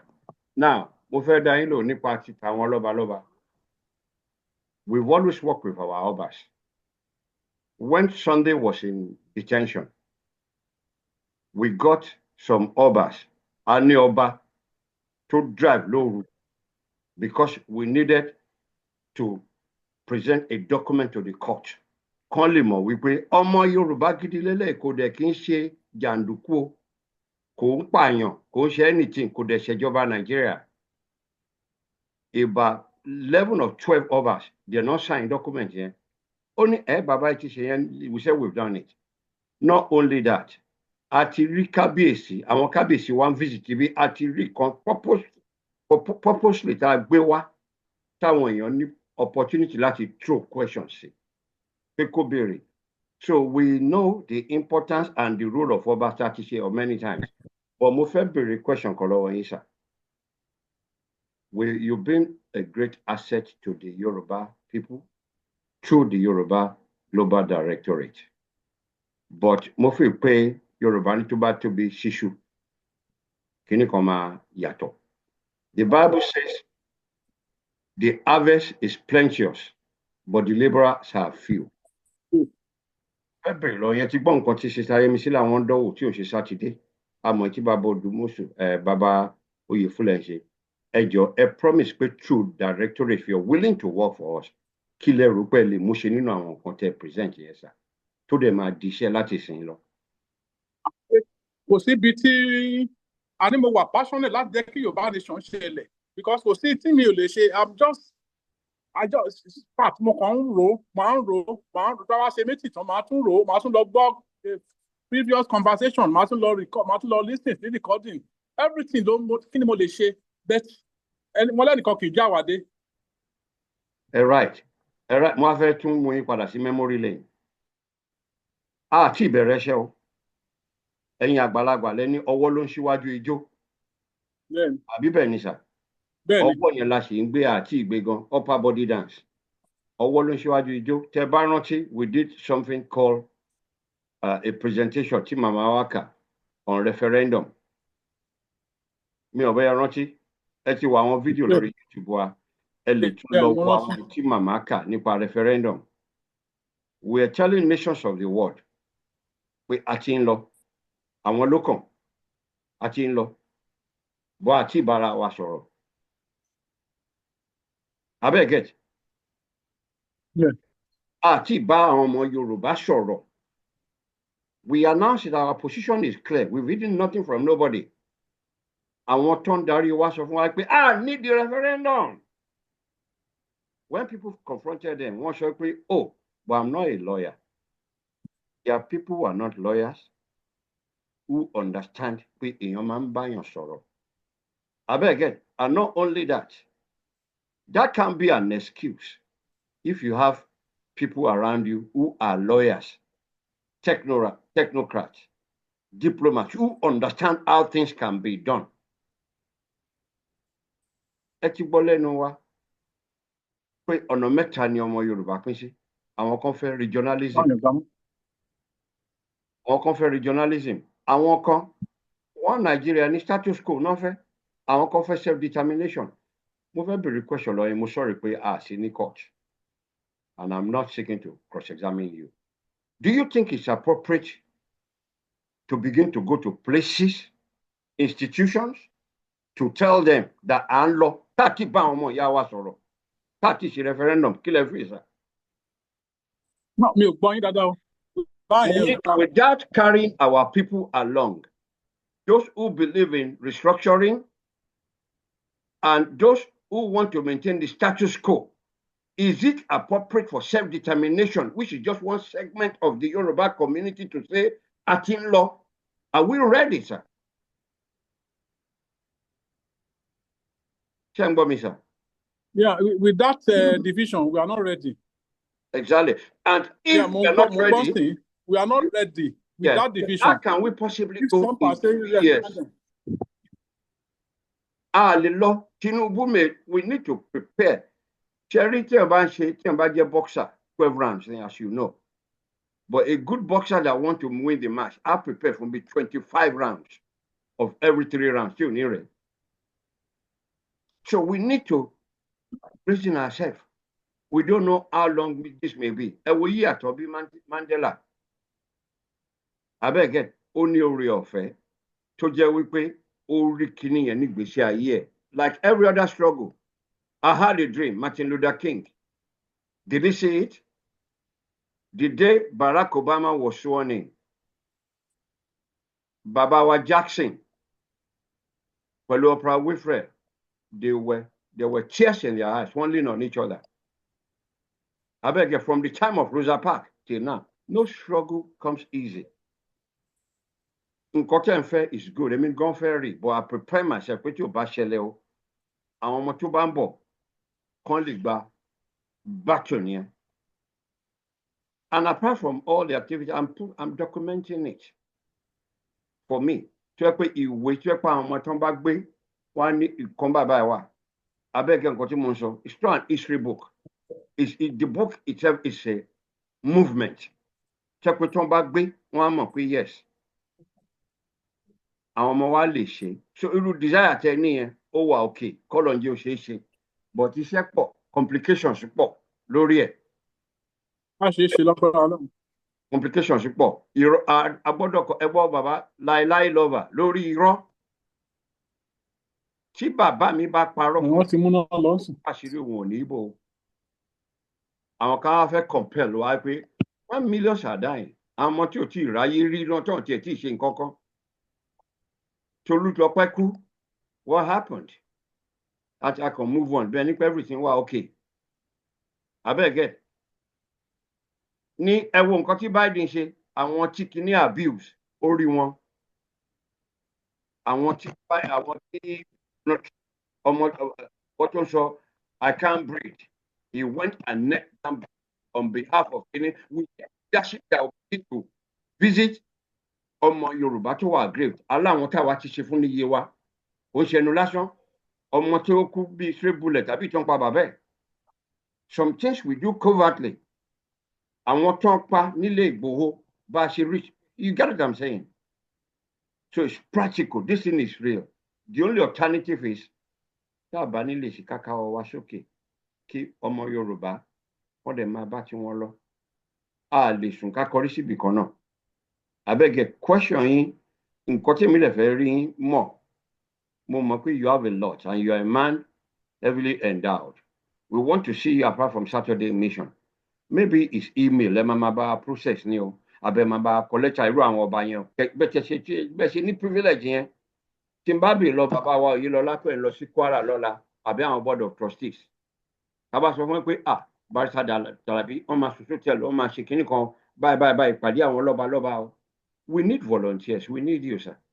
Mi ò sí Nàìjíríà mo kàn wálé ní. Period tẹ bá wà bẹ́ẹ̀ ṣe ṣe ṣe. Máa wà bí títí di Easter. Ẹ jẹ́ ká mọ̀. After Easter máa padà. Ok, àwọn iṣẹ́ tẹ bá ń ṣe ní period tẹ ń lọ yẹn àwọn kọ́kọ́ sì lè rí ta àwọn tẹ lè liaise pẹ̀lú tó yẹ pọ̀ ọ̀rọ̀ tá a lè sọ lórí fóònù àbí kíní tá a lè sọ. Abẹ́ẹ̀gẹ́ mo dẹ̀ wọ́n kí mo sì máa bá yín sọ̀rọ̀ because mo ti tún nọ́mbà kan sí yín àwọn nǹkan tó bá jẹ́ dà fún yín ẹ lè yanjú ẹ̀ bẹ́ẹ̀. Ok, a sọ̀rọ̀ ẹ ṣé. Exactly. Thank you. Yeah, thank you very much, sir. Ẹ ṣé brother Àmọ̀tẹ́kùn ẹ fẹ́ sọ̀rọ̀.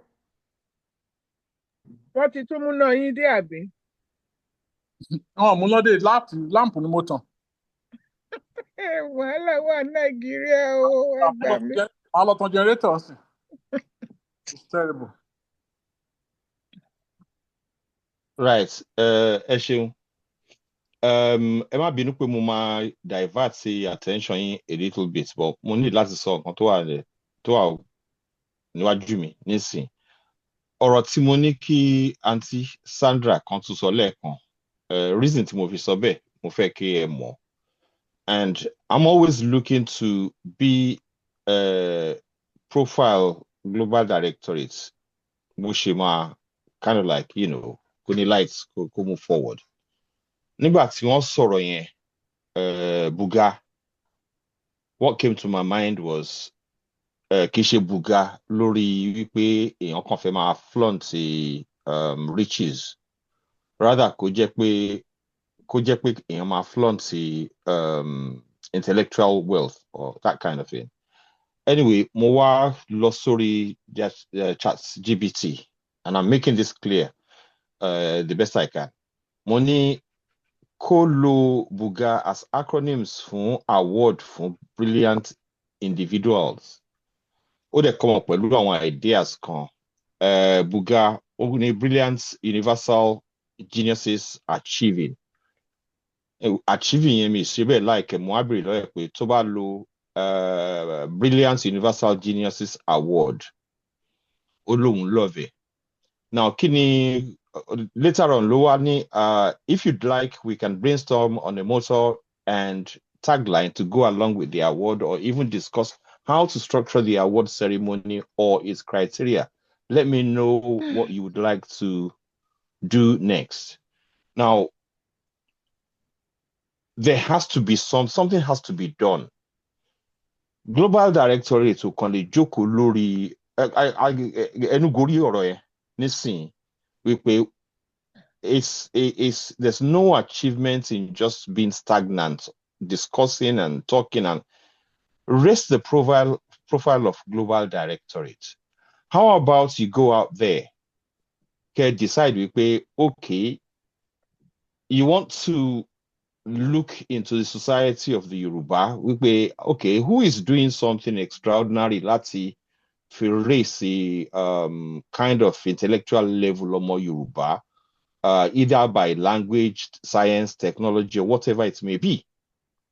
Now, I've come across this, and I think it's something to believe wípé Global Directorates needs to look into, or any other kind of idea to raise profile Global Directorate. It has to be done, and it has to be done soon. Because there's no point in doing all this work for 208 meetings. Kewa falls short of having a proper impact. Something has to be done. So, they can respond. From this point of view, I would suggest a nominee already, and I'm going to go ahead of myself. It's up to you whether you adopt it or not. I have a young chap, Mario, ó kàn happen láti come across lórí internet ni. I don't know his name, but his program is Science in Yoruba. His presentation is great. His language is great. Education to push out níbẹ̀ is great. How about you give him an award? And from doing that, ó máa fún Global Directorates ní kind of pedestal láti fi showcase ara wọn. Yes, Sherry. This idea may not be the thing tẹ́ fẹ́, but something has to be done. You suggested something fantastic, but it's not something that we haven't been doing. It's not something that we haven't. We need to tell me pé agbọ́dọ̀ wúra wa nǹkan méjì tí a gbọ́dọ̀ mọ̀ ni pé ẹ jẹ́ kí n kọ́kọ́ ká go back into what we are seeking to do is to inspire people, right? Ẹ máa rántí ọmọ Òtúnṣílé, who's now a doctor, by the way. You remember her? Òtúnṣílé, who spoke Yoruba fluently on this program. Ẹ máa rántí ẹ̀. Not only that, ẹ tẹ́ bá rántí ẹ rántí Àjàní Culture, who is in Cotonou. We brought him purposely rather, so that people will say pé àwọn ọmọ tá a lè fi nǹkan lé lọ́wọ́ leléyìí o. Not only that, in the last 2 episodes, unfortunately, you were not present. We presented Dami Edun, who wrote a book, a Londoner. Ṣé gbọ́ mi, Baba? A Londoner who wrote a book tó ń try láti compare bó ṣe rí life sí to the point pé òun gan ti kọ́ odù Ifá ìṣẹ̀ṣe Yorùbá. Ẹ jọ̀ọ́ ẹ má bínú. So irú Dami yẹn, then the last we brought was kí lorúkọ ẹ̀ bọ̀bọ̀ tó ṣe metal art, Dọ̀tun. I don't know whether you've seen the video. So irú nǹkan tẹ́ ẹ ń sọ yìí, we've been doing it, even though it hasn't been in the way of giving them formally award. Tó bá jẹ́ award ni, we would accept that 100%. It's fantastic. Anything that will move us forward. And also, knowing that a tree doesn't make a forest. Ẹnìkan jà wá dé. And Ọlọ́run nìkan ni arínúròde olùmọ̀ràn ọkàn. There are some things tó jẹ́ wípé ẹ máa rí tí mi ò ní rí. Mo fẹ́ sọ kọ́kọ́ fún yín. In the legal profession, which I believe Barrister Talabi will agree. People assume that lawyers know all things or judges know all things.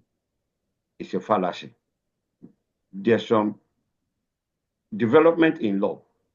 To jẹ́ pé client yín ló máa bá yín pé wọ́n mà náà ṣòfin kan. You're hearing it from the client for the first time. Is that not right, Barrister Talabi? You'll be hearing that from your client for the first time. Wọ́n mà ṣòfin. Gbogbo profession nìyẹn wà. Gbogbo profession. Then you go before a judge to my preside lórí matter. Annie, can you approach the bench or see me in the chamber?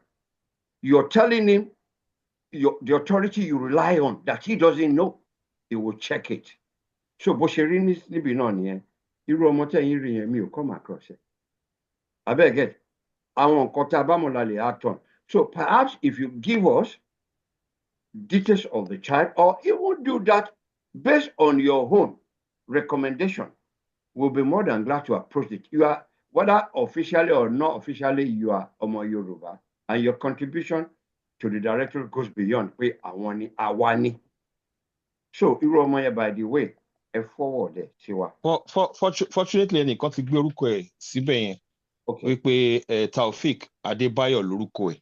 Okay. Taofik Adébáyọ̀. Oh, thank you. Let's track And him down. I think he's doing great work. Yes. And for Àmọ̀tẹ́kùn, this is the book for the. Can you see? For Dami, Ogaman. Ogama, can you see it? Mo send the link ẹ sí yín. Mo send ẹ sí yín. Okay. Do you see it now? Benny, Morima. Morianti. Kerry, I was blessed with this. We want to do a lot of things, but we need man hours. We need volunteers. Our mom and dad. Thank you. We need more people. Irú ọmọ yẹn ṣe ìjọba track ẹ on social media, ká contact ẹ. It's not about anybody. Wọ́n ní àwa lè ní ọmọ wa lọ́la. Anybody, especially ọmọ Yorùbá tó bá ń ṣe dáadáa, ẹ jẹ́ ká gbórí wọn sókè. We are more than happy to do that, and we continue to do that. Ìyálóde ní kíní, we don't do it all the time. Ní Abẹ́òkúta, mi ò mọ̀ bóyá ẹ rántí, ìyálóde wá síbí wọn wá dúpẹ́. We donated to the kí lórúkọ ẹ̀, a charitable job, work tó ń ṣe, because our integrity was not questionable. Our mama need the tailor, one need the clinical. We donated money. So it's all about the youth. I beg it. So tebani ru àwọn as long as you're going to work together, the only thing too difficult, ni wípé ẹ ṣe báyìí. There's so many things to be done, but laborers are few. If we can do things together, by all means, we're open to that. And thank you for raising that suggestion. Yes, profile. But now that we've spoken about that, please, Shirley, down question kẹta. Èmi ti gbàgbé question. Màá kà fún yín. Ó yẹ kí ẹ ti mọ̀ bíbá yẹn náà. Ẹ má bínú àwọn tó ń jà. Ẹjọ́ tó máa ka question brother Àmọ̀tẹ́kùn. Ẹ ti explain ní ọ̀kíní nǹkan Kò sí bí o, Àmọ̀tẹ́kùn gangan ló wà níbí. Ẹ sọ pé Àmọ̀tẹ́kùn kì í ṣe brother Àmọ̀tẹ́kùn. My brother Àmọ̀tẹ́kùn. Okay. Ẹ ti bá wa lọ wo mini kílẹ̀ tẹ̀ sọ tán sísìn. Buga. Buga, okay, ẹ ṣe sà. Ẹ ti lọ wo mini Buga. Ẹ bá wo ti Ganusi. Ẹ̀yin náà sọ́tún ẹ fọwọ́ bẹnu. Ẹ lọ ṣẹ́ẹ̀kì Ganusi. What's gonna mean? All right, pay question. Mo fẹ́ bèrè lọ́yẹ̀. Màá fi eléyìí ṣe the last question. Mi ò bóyá àti most of the things tá a fẹ́ mọ̀ lórí program yìí tí àwọn èèyàn aráàlú láti mọ̀, I think it's been addressed, and we thank God for everybody what's been coming out. Ẹ mọ̀ pé ó dáa kéèyàn Yorùbá ní ká lè wí nípa tèmi pé mo ṣe mo tí mo lè ṣe. Pé kọ́ máa rí i pé bóyá irú example tá a bá ti máa ṣiṣẹ́ a ní yàtọ̀ fún wọn máa pè ní ṣágo ń búgò. And I don't think honourable people would even want to associate with us. When lásán náà ní repetition wọn ní ẹ̀bọ̀. We always have references. Kí lẹ́yìn ṣe ti ṣe irú ẹ̀ o nǹkan báyìí àti ṣe àwọn track. Nǹkan tá àti ìṣe ni kẹ́ bá wá nísìn ká ṣe. Bẹ́ẹ̀ ṣe sọ ká máa fún wọn láwọ̀dì nísìn yìí. Maybe, and there's wisdom in it. Bí bàbá yẹn ṣe wá nísìn yìí, I mean, what does it take? Ká ṣe award yẹn ká gbé fún kó gbé síbẹ̀ kan máa rí kó tún inspire other people. We will take that on board, we'll discuss it, and I believe readily majority of the people in the directorate would be happy to do that. Dr. Yefule, is this something you think we should be doing? Emi personally, mo vote yes on you. Mommy Wakupola, what do you think? Sister, what do you think? Sounds good. Àwọn bàbá wa, màmá wa tán wà lórí ìkànnì, bàbá Emmanuel Mofokọ̀tọ̀ orúkọ yẹn pẹ̀lú mọ́mì. Do you agree to that? We should be given award also, not just bringing them here. Ṣé fi pé good idea ni? Mọ́mì. Ẹ jẹ́ kí ẹ ti pé Dr. Oyefule, ẹ jẹ́ kí Dr. Oyefule meanwhile àwọn tó kù àmà prepare ara wọn. Okay, that's good. Yes. Question to last. It's very. Ṣé dáàdì nìyẹn? Ẹ jẹ́ kí Dr. Oyefule answer question tẹ̀ bí wọn. Okay, Dr. Fuller, wọ́n níṣẹ́ lọ́wọ́ ṣe. àti màmá wa Sandra Okay. ẹ mention orúkọ wọn náà. Ẹ mo dárúkọ wọn. àṣé mi nìkan kọ́ ni kíní yẹn máa ń ṣe. Yeah. ẹ pẹ̀lẹ́ o. Ẹ má mà kó ti yín bá mi. ẹ pẹ̀lẹ́. Ẹ̀yin lẹ ti rí ìdí. nìkan tẹ sọ tó sì sí.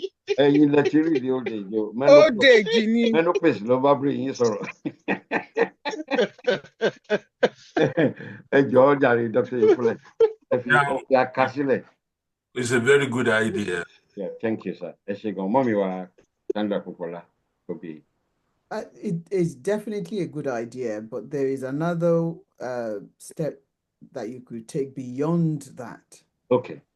And that is we could check. Yes. Okay. Which is, apart from the award, I think maybe to interview them. Okay. Outside of Saturday. Okay. Again, I know that's going to involve people and all of that. Okay. And put it specifically that segment on the website or YouTube. Thank you very much. Inú mi dùn pé bẹ ṣe fún wa. Àmọ̀tẹ́kùn, would you then be happy to interview Taofik on behalf of Yoruba Nation for the Yoruba people worldwide? Would you be more than, because no problem. Naturally, you fit into that. Thank you.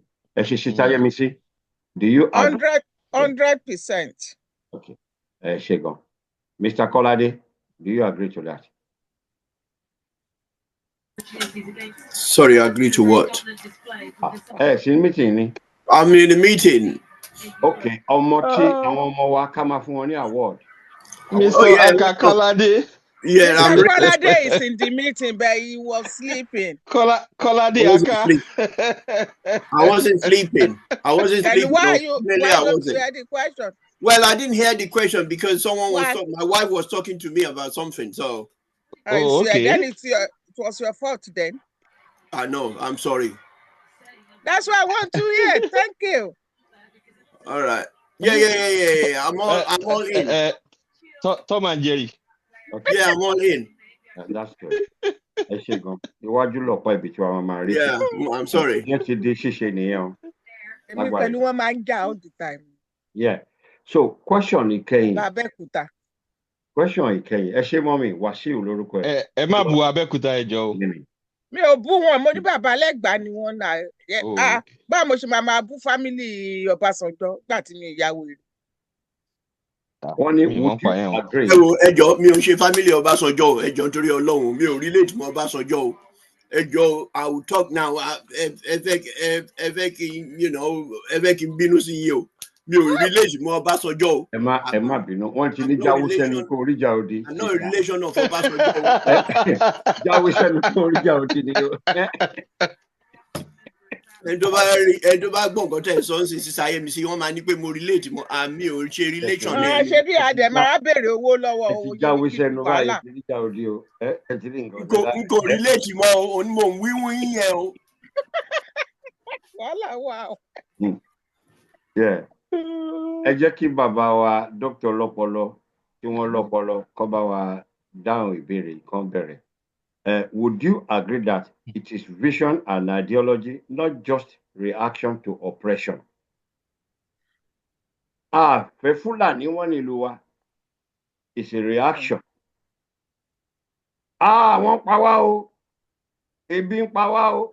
Reaction. Right. That transforms self-determination into purposeful and sustainable vision. Baba. I will fully agree with Otogbagoni. One reaction to oppression, only just spark for self-determination, is actually the vision and ideology man sustain it. And not only does it sustain it, long-term purpose. Mere opposition to Fulani only create momentum. But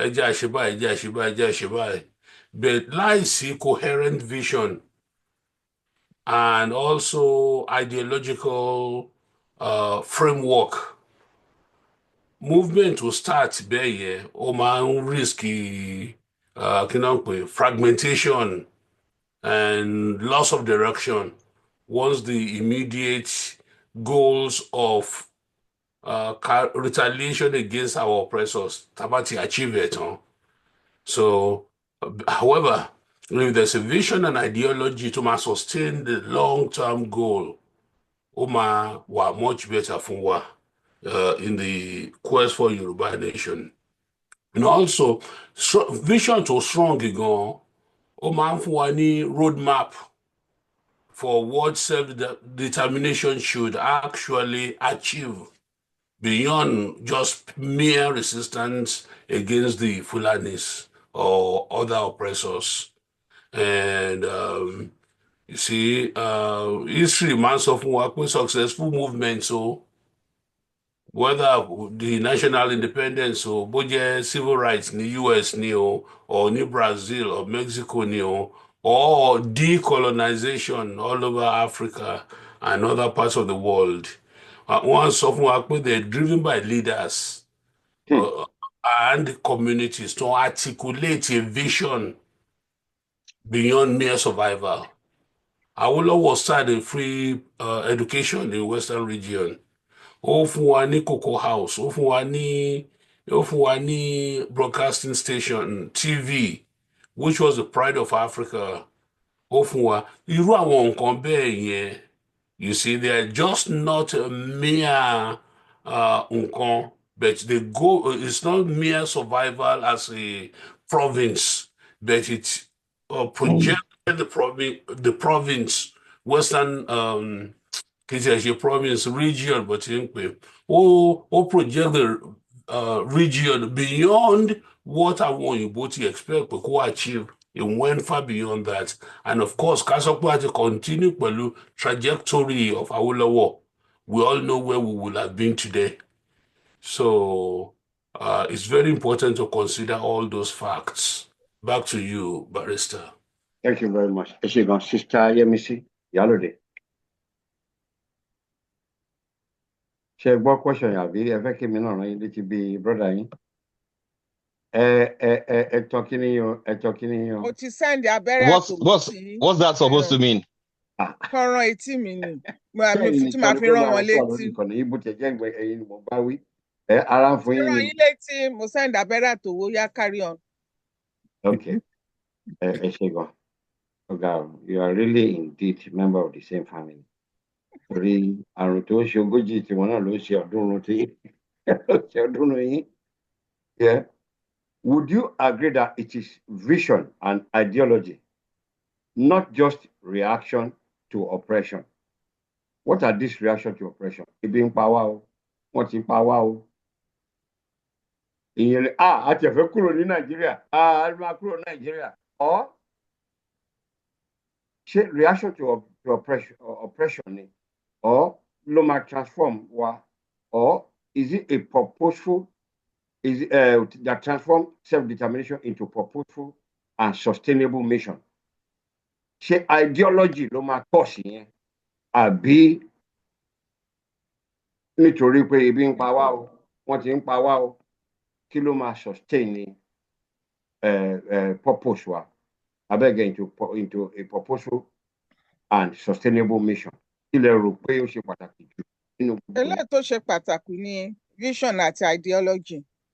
When I say vision, I mean pé kò ń ṣe individual vision, collective vision. Tó pé gbogbo wa la ní the same ideology pé okay, nǹkan tá a fẹ́ lọ ṣe rè o. Títorí pé nǹkan tá a bá ní pé à ń lísìn sí àìbí ń pa wá o, wọ́n ti pa wá o, wọ́n ti báyàwó wa sùn. It's just a mere kìíní because kò sí nǹkan tá a lè ṣe sí ju pé kí gbogbo wa cooperate ká sọ̀tì nǹkan tó lè jẹ́ kí kìíní yẹn má ṣẹlẹ̀ mọ́. Kó má rẹ̀ pé a máa kàn wà on our selfish end pé àkókúkú tí kàn mí. Tí iṣẹ́ rí ẹni tó bá ní kò kan òun nísìn tó fọwọ́ gbénú bíi tatọ̀lé, ó máa kàn lọ́la. Ṣé rí nǹkan kan ṣẹlẹ̀ ní bíi 2 weeks ago, the young Afẹ́nifẹ́re tí wọ́n mú. Mo listen sí interview tí wọ́n interview ẹ̀. Tẹ́ bá gbọ́ interview yẹn dáadáa, tẹ́ bá relate mọ́ interview yẹn, ẹ rí i pé ó ti fi ọwọ́ àtọsẹ̀ àtọrùn sí Yorùbá nation. But it's not easy for him kó kàn kúrò pé òun ò ṣàfẹ́nifẹ́re mọ́, because gbogbo ẹ̀gúnjẹ wọn náà tán jẹ́ ń bẹ̀ á jẹ́ kó fẹ́ stay ń bẹ̀. But nǹkan tí ojú ẹ̀ rí ní Lion Den nígbà tó ń ṣàlàyé, ẹ mọ̀ pé òun náà ti ń rí i pé kò sí nǹkan tó ń jẹ́ restructuring. Bàbá Adébáyọ̀ àbí Adé ṣe kinní kan tán lọ yẹn, may so rest in peace tán bá deserve ẹ̀. Ìgbé tán ké títí restructuring wọ́n kú sórí ẹ̀. So ẹni tí ò bá tún fẹ́ kú sórí ẹ̀ sìn, ó yẹ kó lo analyse pé ṣé restructuring ló kàn àbí ká ṣe nǹkan tó dáa, ká gba ìlú wa, ká jẹ́ kí àwọn wèrè tó wá ń pa wá kan dúró lọ́nà wa, because à ń pa yín o, wọ́n ń ṣe kinní kan, kò move anybody mọ́. Because ẹ̀yin náà need láti, ọmọ tó bá ṣípá nìyí ẹ̀ máa ń gbé, ẹ̀yin náà need láti wá nǹkan kan tẹ́ fẹ́ ṣe ní ìrìn àjò ayé yín. Èmi ò mọ ibi tí ọkùnrin ní inú ìlú kan, ọkùnrin tó máa wà ń bẹ̀ à 200, wọ́n á dẹ̀ wọlé, wọ́n á báyàwó yín sùn, wọ́n á pa ìyá yín, wọ́n á pa ọmọ. Tó bá ti wá lọ tán ẹ̀ wá bọ́ síta. Ó jẹ wá tẹ́lẹ̀ because I cry àgàgà ìgbà tó lọ gé ọwọ́ ọlọ́wọ́ yẹn. Bí ọ̀sẹ̀ kan ni mo fi ń sunkún lé lórí pé irú wàhálà wo lélẹ̀. But ẹkún yẹn kọ́ ló máa ṣe nǹkan kan ju pé ká wá ọ̀nà àbáyọ tí àwọn pípù yìí tó fi máa stop láti máa ṣe wá bó ṣe wù wá. So we as a Yoruba nation, we need to have the same vision. We need to have the same ideology. Tá bá para wa pọ̀ tó jẹ́ pé the same thing, the same ọ̀rọ̀ là ń sọ, tí ò sí pé ẹlẹ́yàmẹ̀yà, èmi ni ti fún Paul, ìwọ ni fàpólò, then ìrìnàjò wa máa yá ju ẹgbẹ́ kélekèlé kan dá ẹgbẹ́ yẹn lẹ̀ lénìí, ọ̀la ó máa túká. Tó bá dẹ̀ bèrè kí ló tú wọn ká, owó yìí náà ni. It's all about money. Wọ́n ti sọ, a lot of them ti sọ Yorùbá nation di kí ló ti ń pè, family. Yeah. Wọ́n ti sọ di government by the government of the government parastatal. So jẹ́ kí n jẹ.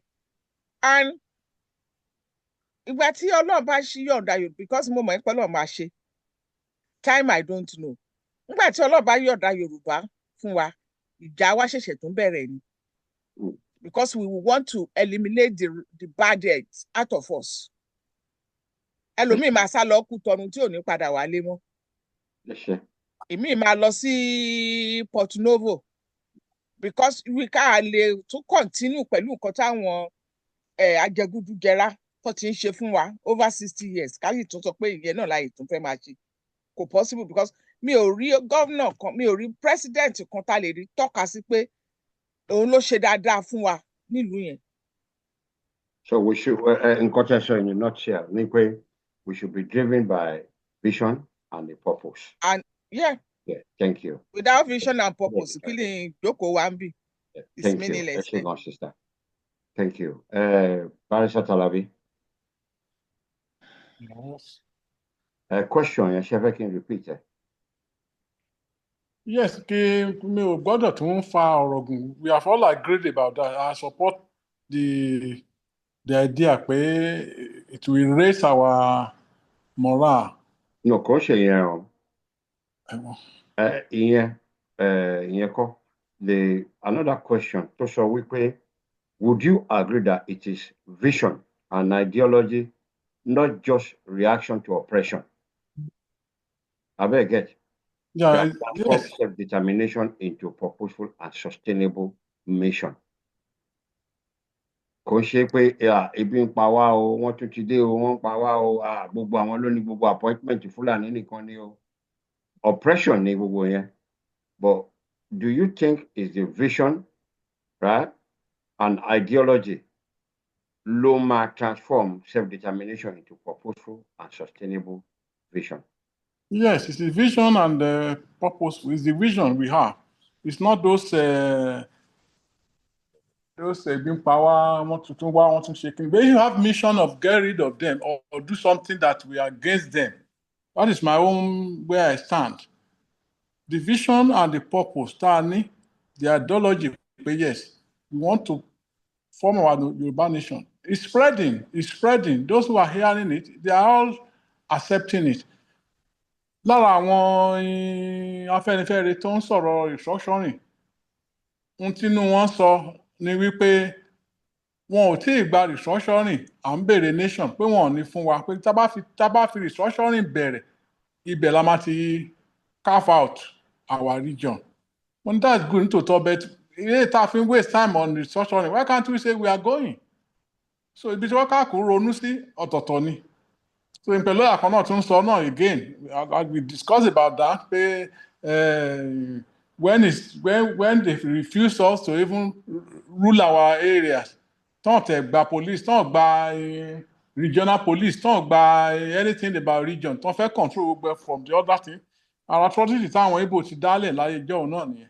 So but the only thing we do is just to have vision and have a good ideology nípa ibi tá à ń lọ. This is a nation we want to carve out of Nigeria. So it's the vision. I agree with the vision. Thank you. Ẹ ṣé gan sir. Brother Àmọ̀tẹ́kùn. Àmọ̀tẹ́kùn. Ẹ má bínú. Mi sure bóyá mo understand the question yẹn, but ẹ jẹ́ kí n sọ bí mo ṣe rí. Nítorí àwọn pé ẹ̀ ń béèrè pé ṣó yẹ ká bára wa bí tá a wà yìí. In such a way tó yẹ pé a wá ń react sí nǹkan tó yẹ pé ó yẹ kí plan ti wà sílẹ̀ ká má wà níbi tá a wà yìí, káwọn kan ti máa react kó tó débi tó dé yìí. Unfortunately, à ń suffer leadership yẹn. Àti suffer ẹ̀ but ti pẹ́, àti gbójúlé wọn for a very long time. And àwa gan wà push láti máa gbọ́ results representation wọn.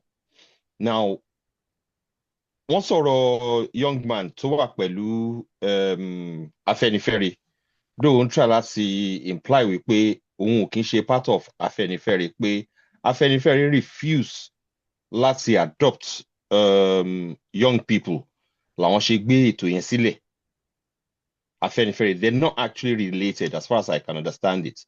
So àwọn làwọn dá Afẹ́nifẹ́re youth wing sílẹ̀. But during the course of wọn dálẹ̀ àti wọn dálẹ̀ ló di pé àwọn incidents yìí ṣẹlẹ̀. Then Afẹ́nifẹ́re had to wade in, not by choice, but bóyá wọ́n try láti cover face one or whatever. But nǹkan tí èmi rí mú kúrò ń bẹ̀ ni wípé I know wípé Afẹ́nifẹ́re for a very long time wọ́n sọ the ageist kind of group. Wọ́n develop a layer tó jẹ́ pé ó wà in contact with the ground. Wọ́n really encourage youth wing, and from that wọ́n lè pick up ideas, wọ́n lè get reaction tó wá láti grassroots débi pé wọ́n máa rí eléyìí tó wá láti youth.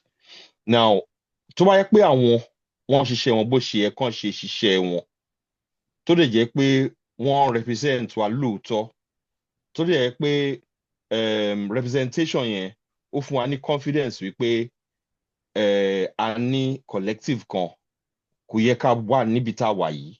So the boss, the ship has sailed. Ọkọ̀ yẹn ti lọ. Afẹ́nifẹ́re, as far as I'm concerned today, is finished, it's done, gone. Ibi tí problem wà ń sìn ni pé ní front mi tá ń tẹ̀lé, ní front kankan tó ń represent wa. Tí anything bá dápá tó bá ṣẹlẹ̀ ń sìn, àwọn wo ló máa jáde ló máa la máa gbẹnu ẹ̀ sọ̀rọ̀? Who's speaking for us? Who's representing us? I don't know. Èmi ò rí trust kankan tèmi fẹ́ gbénu sínú Afẹ́nifẹ́re at the moment. This is the reason to jẹ́ pé èmi kind of like desperate fún body kan kó dìde, kó dẹ̀ take charge of void tó wà nílẹ̀. tí Afẹ́nifẹ́re ti gbé sílẹ̀. We had the opportunity láti build another body, whether you want to call it socio-political or socio-cultural, it doesn't really matter. But at a miss opportunity again and again. Nígbà tí bàbá yìí kú nísìnyí, ó ti wá jẹ́ kí void yẹn hàn. I know for certain wípé Mogaji has become tired of the whole thing and he has left. Ẹnu ẹni mo ti gbọ́ direct. Man yìí, òun gan ẹ̀ṣẹ̀ join Afẹ́nifẹ́re not too long ago. Délé Fárótìmí, mo dẹ̀ máa ń listen sí and nǹkan tèmi ń gbọ́ lẹ́nu ẹ̀ bó ṣe ń sọ̀rọ̀ bẹ́ẹ̀ ni pé he's trying to, well, nǹkan tèmi gbọ́ ni wípé he's actually not confident with Afẹ́nifẹ́re anymore. So Talo, where is this umbrella to cover Yoruba? Ibo ni leadership Yoruba wà? So as if for me, ó dàbí ẹni pé we have to come up with something very quickly. And mi ò tí ì rí àwọn àgbààgbà yẹn in such a way tó jẹ́ pé wọ́n dìde pé I'm not saying wípé kán lọ join political party kọ́ leléyìí. We need a stand-alone system or stand-alone organization tó yẹ pé interest wọn is the Yoruba interest. And it has to be sophisticated. Àìtí ní ẹ̀ ń sìn. So from that point of view, tó bá yẹ pé a ní strong, formidable force tó yẹ pé ó wà níwájú wa ni, kò yẹ ká bára wa níbi tá a wà yìí. Because force yẹn yẹ kó ti máa pariwo pé à ń lọ o, even before 2020. So between 2020 and 2025, 5 years is enough time to kind of garner a formidable force. But obviously at Timise. So nǹkan tó ń ṣẹlẹ̀ ń sìn is a reaction to that void. Kò dẹ̀ yẹ kó rí bẹ́ẹ̀ nínú society tó yẹ pé àwọn èèyàn tó jẹ́ custodian or vanguard wọ́n wà reliable. So like you said, reaction ni. Kò yẹ kó dìgbà tí nǹkan ṣẹlẹ̀ kó tó di pé àìṣe máa wá ká máa sá hílà káàkiri. Ẹ ṣeun.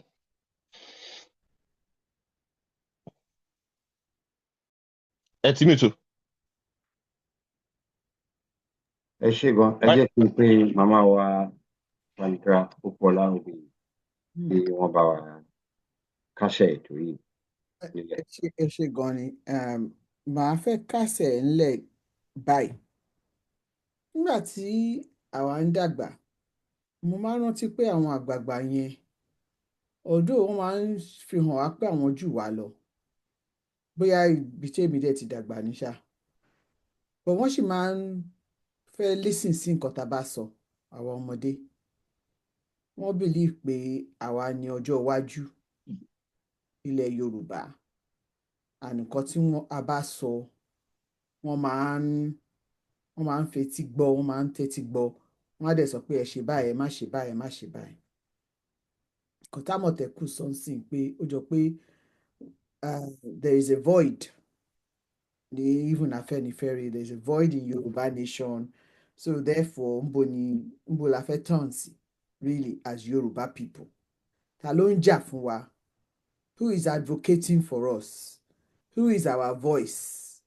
You know, and a rí àwọn ẹ̀yà tó kù ní Nàìjíríà tó jẹ́ pé àwọn ni wọ́n ní àwọn tí wọ́n ń sọ̀rọ̀ fún wọn.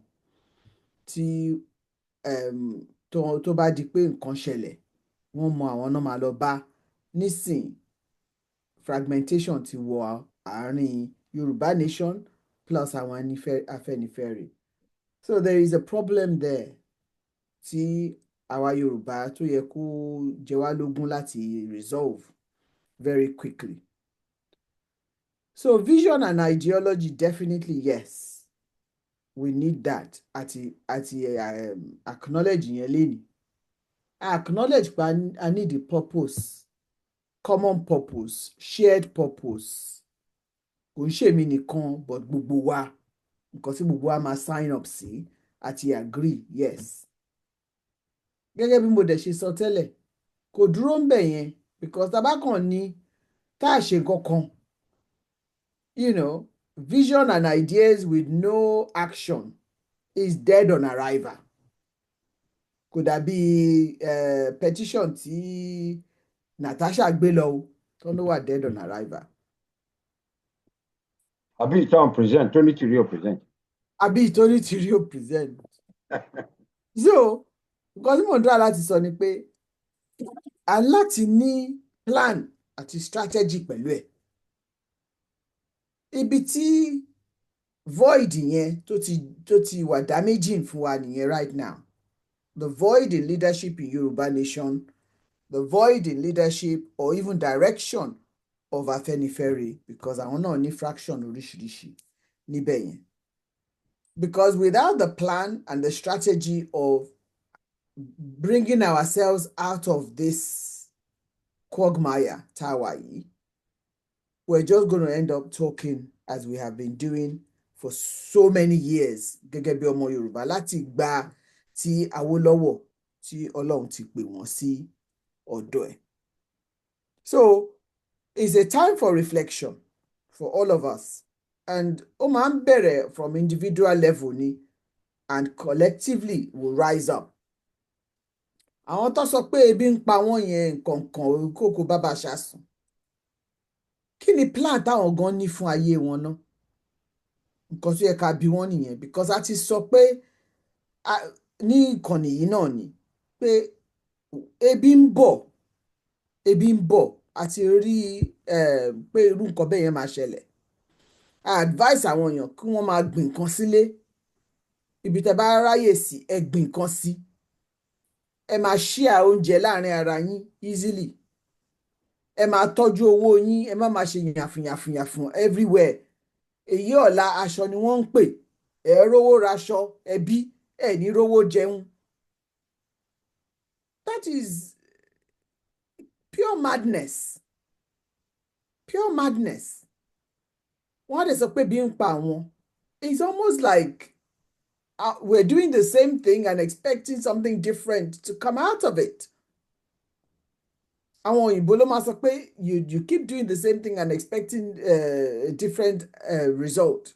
That's just madness. So it's time to jẹ́ pé we look at not just the mission, the vision, the ideology, the purpose, but we must also have a plan and a strategy. Plan tó jẹ́ pé and strategy tó jẹ́ pé àwọn tí wọ́n jẹ́ tó ń ba ìlú jẹ́ á jẹ́ kí wọ́n wá kán continue láti máa ba ìlú jẹ́. A fi hàn wọ́n bí ó ṣe yẹ kí ọmọ Yorùbá, ibi tó yẹ kán ti bá ọmọ Yorùbá bá ṣe máa hùwà, ìṣe wa, oúnjẹ wa, bá ṣe yẹ ká ṣe, ká bẹ̀rẹ̀ sí ní kọ́ra wa sílẹ̀ nísìn kó tó di pé independence yẹn dé. Lágbára Ọlọ́run, lágbára Èdùmàrè, á dẹ̀ dé aṣojú gbogbo wa pátápátá. Ní àṣẹ Èdùmàrè. Ẹ ṣe sáré mi ṣíṣe mo ti pè yín, ẹ ṣe gan mọ́mi wa. Ṣe sáré mi ṣe. Yes, mo ti sọ̀rọ̀. Ẹ ti sọ̀rọ̀, ẹ ṣe gan. Mo fẹ́ ẹ ṣe gan, thank you very much for your time, from everything you shared from your wealth of knowledge. We thank God that taking both dissenting opinions, which we agree upon, and it is my hope and desire that Awatama will video they will be blessed and probably see angles that we haven't been able to address. Kí àwọn náà ṣiṣẹ́ lé lórí. But mo fẹ́ gbà wá níyànjú. Ṣe rí tí bí gbogbo wọn nítorí àìṣèpàdé ìyànà ìjọba tó máa jẹ jù. And tí ẹnìkan bá rẹ̀wẹ̀sì, ká má rò pé ìrẹ̀wẹ̀sì yẹn kò bá gbogbo wa. Gbogbo wa ló bá o. And none of us here will claim that he or she is superhuman. We're human beings. At a point in our life, I'm appreciating really work. But it's good to ask those questions. It's just like somebody to succumb and express it. Because only to their own self, be honest, be truthful. Èèyàn lè get in touch pẹ̀lú inner recesses èèyàn. I will be okay. Then you have a reason for moving on. In my own case, Mama will say, àwọn ọmọ tán tí ìbí wọn bí mi sí ní ẹrú, ó máa jẹ àwọn kan níyà, àwọn kan jẹ ìyá mi ò mọyì àwọn tó lọ sógun tán padà wálé mọ́ kí n lè gbé orí mi sókè. kò ṣe pé mo fi jẹ ojú wọn o. But when I then consider the elders who probably don't have nothing to gain from the Nigeria, the way it is from the Yoruba nation, tó yẹ pé wọn kò fẹ́ kí àjà àwọn èèyàn wa àtàwọn ọmọ tó máa bí, I think of Mama Oyelọlá, I think of Baba, the commitment, the money, and I say to myself, I will not let myself down, I will not let them down. We continue to do this. So every one of us, we're in London, ṣé ti màmá wa ni, Sister Yemisi, ẹ mọ area tẹ wà, ẹ mọ the social atmosphere. Ní Woolwich lẹ́ni, àsun ń lọ lọ́wọ́lọ́wọ́, ìgbín oríṣiríṣi táwọn èèyàn jáde tán fi ń pé mo ti ṣiṣẹ́ during the week was sacrifice. Kẹ má jáde lọ sí gbogbo bẹ̀ yẹn, àwọn èèyàn tẹ lè pèsè ilé tán máa jókòó tẹ máa ṣe fàájì. Ṣé màmá wa Sandra Pópóọlá ni mo fẹ́ sọ ni or Dr. Oyèkúnlé? So when we look at that, Yorùbá ní tó bá kọ ọwọ́ kan àdán, á fi rọgí. Sorry, tó bá kọ ọwọ́ kan àdán, á fi rọgí. Wọ́n ní kò ní rẹ̀ wá, kò ní sún wa.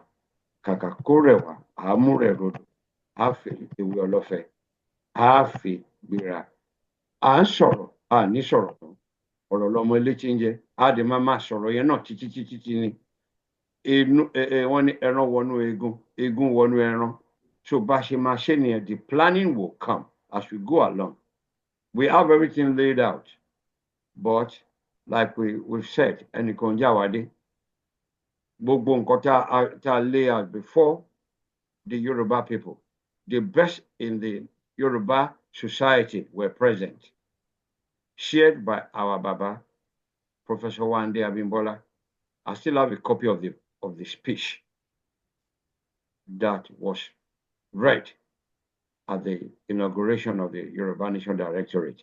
So we're driven by purpose. Our motto has always been Òmìnira pẹ̀lú ìfarasin. So, but we realize. Bẹ́ẹ̀ kan, mo ti ní gbogbo advice ẹ mú wá àti ọ̀rọ̀ tán ìyá wa sọ náà lèmi náà fara mọ́. The same thing náà ni volleyball dance to anybody bá ní láti dá sí. Bàbá tẹ̀ ní 10,000 náà ní lóṣooṣù kátà kàṣe. Ẹni tó bá ní jù bẹ́ẹ̀ lè kó sọ. Àwọn màmá náà tó gbogbo ẹ̀ mọ́rọ̀. Ẹni bí ẹ̀ bá lò.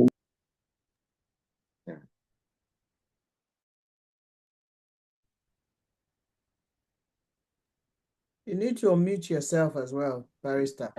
Yeah, so ẹ ṣe gan bá mi jò. So ẹ má jẹ́ kó rẹ̀ wá, kó má sún wa. Ẹ jẹ́ kí n parí ẹ̀ pẹ̀lú ọ̀rọ̀ ìwé mímọ́. Torí kò sínú struggle tí ó ṣe. Àwọn méjìlá, whatever I may think or anybody may think about the struggle. Àwọn náà ní struggle ni. Ọmọ ẹ̀yìn Jésù méjìlá, tí wọ́n ti di millions all over the world lẹ́nu. And Luke 22:32. When I have prayed for you, Simon, that your faith will not fail. And when you turn back to me, you must strengthen your brothers. So, ó ṣẹlẹ̀ nígbà kan rí, wọ́n ní bó ṣe wà láyé àtijọ́, ó ń bẹ nísinsìnyí, bẹ́ẹ̀ ni yóò ṣe máa rí ayé àìnípẹ̀kun. So the duty we have is to strengthen one another. And if those wise word laden with vision, tí Jésù ní, tó bá jẹ́ kó rẹ̀ wọ́n lẹ́yìn ìgbà tán ti pa, Christianity today will not be something that will be across the world. There's a song by Graham Kendrick, Let the Flame Burn Brighter in the Heart of Darkness. Mi ò mọ̀ kí màmá wa, mi ò bẹ́ẹ̀ màmá wa, ǹjẹ́ mo rin yẹn? Graham Kendrick, I will share it with you. Let the flame burn brighter in the heart of darkness. Let it shine to the glorious day. I beg a powerful song. Let the fire go stronger and the love go stronger. So these are the things we need to do. Ká máa tẹ̀síwájú, kò ní rẹ̀ wá, kò ní sún wa. But ẹ má ti jẹ́ ká lọ, ẹ jẹ́ kí n pe bàbá wa, Mr. Kọ́ládé, kán wá bá wa ṣe ètò ìṣúná. Bàbá wa, ẹ wá bá wa ṣètò ìṣúná. so many places at the moment. Ẹ jọ̀ọ́, a máa ṣe question and answer session o. Àwọn olóòtú wọ́n máa dá yín lóhùn tí bàbá bá ti ṣe ìṣòro. Ẹ lè continue, Mr. Kolade. Go ahead. Well, everyone has done now. Goni, thank you very much, Barrister Ogedengbe. Mo ní kí n tún wá bá yín lénìí fún ọ̀rọ̀ owó ní kókó. So ẹ jọ̀ọ́, ẹ má gbàgbé wa, gbogbo àwa tá wà lórí ìkànnì àtàwa tá sí lórí ìkànnì, pé gbogbo ìgbà tá bá fẹ́ dá owó, pé kẹjọ kẹ máa dá owó fún wa, kẹjọ kẹ fi ràn wá lọ́wọ́, torí iṣẹ́ pọ̀ tá máa ṣe, àti ìparí iṣẹ́ wa, àti ẹ̀ tí ìbẹ̀rẹ̀ pàápàá. Anything tí Ọlọ́run bá fi sí yín lápò, tẹ bá lágbára ẹ máa fún wa, bójọ́ ṣẹ̀ṣẹ̀ ní bójó ojoojúmọ́ ní pàápàá, kò tí a kọ̀ ńbẹ̀ o. Ẹ jọ̀ọ́, ẹ ràn wá lọ́wọ́ o, a ní ìdìrànlọ́wọ́ yín láti lè máa ṣe iṣẹ́ takuntakun tá à ń ṣe ní àwòrán yìí, àti gbogbo àwọn nǹkan tí a fẹ́ tún ṣe láti fi lè ran àwọn èèyàn lọ́wọ́ nílé. Ẹ mọ̀ páwa ò kí ń kówó jẹ, gbogbo nǹkan tá a bá ná, gbogbo ẹ̀ la máa sọ. Kò yẹ ṣe pé bóyá èèyàn kan ló ń sọ pé kán lọ mú owó wá níbí, kán dẹ̀ máa gba owó yẹn, tán dẹ̀ máa fún yín straight away. Wọ́n ń ṣe bẹ́ẹ̀ yẹn, a kì í ṣe bẹ́ẹ̀ yẹn bí rárá ni. So ó ní ẹsẹsẹ tí nǹkan máa lọ ká tó gbowó jáde. Tí èèyàn bá fẹ́ gba owó ní èní lọ́wọ́ directorate, á fẹ́ tẹ̀ lọ́wọ́ títí Friday, lówó kíákíá, because ó ń láti ní àwọn ẹsẹ̀ tá máa gbé, àwọn tó máa approve owó yẹn, trustee tó máa approve owó yẹn, pé kí wọ́n fẹ́ fowó yẹn ṣe nǹkan kan. So bí àwa ṣe ń ṣe ní bíbá yìí nìyẹn pẹ̀lú ọ̀rọ̀ owó, torí owó yín, owó gbogbo ìlú ni, a kàn mú owó ká ná anyhow bó ṣe wù wá. So a dúpẹ́ lọ́wọ́ yín fún ìtẹ́ ti ṣe sẹ́yìn, a dẹ̀ dúpẹ́ lọ́wọ́ yín ṣe ìtẹ́fẹ́ ṣe tẹ́ ẹ̀ tí ì ṣe. Ọlọ́run á pèsè fún gbogbo wa o. Àní ná kan ká tó mú mi, àmín. Ẹ jọ̀ọ́, ẹ má bínú pé mo máa ń pẹ́ dé sórí kinní. A dẹ̀ béèrè lọ́wọ́ ẹnikẹ́ni tó bá léèyàn tó jẹ́ pé ó lè máa ràn wá lọ́wọ́ ní directorate.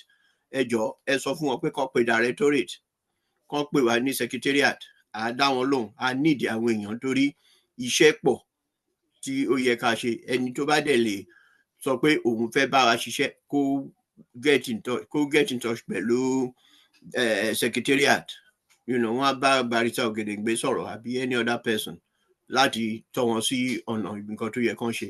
Ẹ ṣé gan ni o. Ẹ jọ̀ọ́, wọ́n máa gbé ibi tá a máa fi owó sí sórí ìkànnì. Ẹ jọ̀ọ́, ẹ bá wa fowó síbẹ̀ o. Ẹ má sọ pé ojoojúmọ́ ni mo máa ń béèrè owó lọ́wọ́ yín, bó a ní owó yẹn bó ṣe ń wọlé tẹ́lẹ̀ kan ló ṣe ń wọlé nísìnyí o. Iṣẹ́ dẹ̀ pọ̀ tá a máa ṣe. Ẹ ṣé gan ni o. Ó tún dọ̀sẹ̀ tó ń bọ̀ tá a tún máa rí yín o. Ọlọ́run kó pàdé wa bí oyin o. Thank you. Thank you. And ẹ jọ̀ọ́, mo ti gbé kíni ẹ sórí ìkànnì o.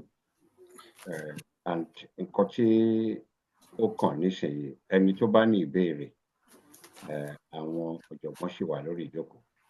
Ẹ jọ̀ọ́, ẹ jẹ́ ká ṣe pápápá bí àwọn bàbá oníṣọ̀nà. Ẹ jọ̀ọ́, ṣé ẹnikẹ́ni ní ìbéèrè tí ẹ fẹ́ béèrè, ẹ lè nawọ́ sókè lásìkò yìí. Tí ò bá sí ìbéèrè, ká kàn pé Sister Yemisi kan bá a ṣe vote of thanks, ká lè fi àdàgbà ètò. Any question from those who have been in attendance rather? Who are those people? Mr. Wotomo, Mama Wayinka Adéọba, Mama Adéọba, mo rí pé àwọn bàbá ti lọ. Mrs. Moron Adebo. Ẹ jọ̀ọ́, anybody, Ọmọọba Adélékè, Bámẹ́tò, àti gbogbo ẹ̀yin tí mo dárúkọ. Ṣé ẹnikẹ́ni ní ìbéèrè tẹ́ fẹ́ béèrè? Ẹ jọ̀ọ́, ṣé ẹnikẹ́ni ní ìbéèrè tẹ́ fẹ́ béèrè lọ́wọ́ àwọn olóòtú? Ó dàbí pé kò sí ìbéèrè. Ẹ jẹ́ kí n pe màmá wa kí wọ́n bá wa ṣe vote of thanks. Sister Yemisi, over to you.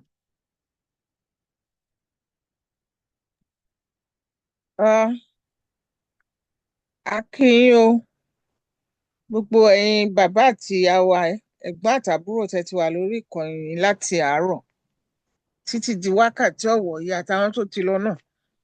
a dúpẹ́ lọ́wọ́ yín ọpẹ́ olóore àdáàdá tán ni a dúpẹ́ pé ẹ bá wa di wákàtí ọ̀wọ̀ yìí o ire ọrọ̀ Yorùbá nation máa ṣojú ẹ̀mí gbogbo wa o wọn ò ní fẹ́nikẹ́ni nínú wa ṣàwátì o níjọ́ tí ògo Yorùbá nation tó bá dé o gbogbo àwọn ọ̀dàlẹ̀ Olúwa yí wọn lọ́kàn padà o àwọn tí ò dẹ̀ dalẹ̀ lénìí Ọlọ́run ò ní jẹ́ kán dalẹ̀ lọ́la o gbogbo wa la máa níṣẹ́ tá a máa ṣe pé iṣẹ́ wà nílẹ̀ wa ó tiẹ̀ pọ̀ gan torí iṣẹ́ wà alágbàṣe kò tó nǹkan kan gbogbo ẹ̀yin tẹ́ bá mọ̀ pé ẹ ní good idea fún àwọn ọmọ wa tó ń bọ̀ ẹ jọ̀ọ́ ẹ má ṣaláì kàn sí wa kẹ́ ẹ fún wa ní opinion tí yín ká gbé wò tó bá jẹ́ pé ó máa wọlé fún Yorùbá nation because it's not for us it's not about us it's about Yorùbá nation fún àwọn ọmọ wa àtàwọn ilé tó ń bọ̀ lọ́nà òun ni gbogbo wa ń dù ẹ ṣé gan ni adúpẹ́ pẹ́ òkun lágbára Ọlọ́run á túbọ̀ fún wa lẹ́mìí ìmọ̀ ọgbọ́n àtòye ẹ̀mí gígùn àtàlàáfíà ẹ̀mí tá a fi máa bẹ̀rù Ọlọ́run tá a fi máa mọ̀ yí pé ó dáa ká tún ìlú wa ṣe káwọn ọmọ wa lè jèrè lọ́la Bible sọ yí pé aṣiwèrè ń kó ọrọ̀ jọ kò mẹ́ni tó máa ná Ọlọ́run ò ní ṣe àwa láṣiwèrè torí pé àní kó ọrọ̀ kọ́rọ̀ jọ owó tí kò pọ̀ tí kò tán Ọlọ́run máa fi ta wá lọ́rẹ tá a fi máa rántí àwọn tí wọ́n bá nídìí ìrànlọ́wọ́ wa ẹ ṣé gan ni Olúwa á kẹ́ wa á tún pàdé láyọ̀ àtàlàáfíà ní ọ̀sẹ̀ tó ń bọ̀ àní dúró ìṣẹ́jú kan fẹ́nikẹ́ni nínú wa thank you àṣẹ very o much ẹ ṣeun àṣẹ o. ẹ ṣé sà.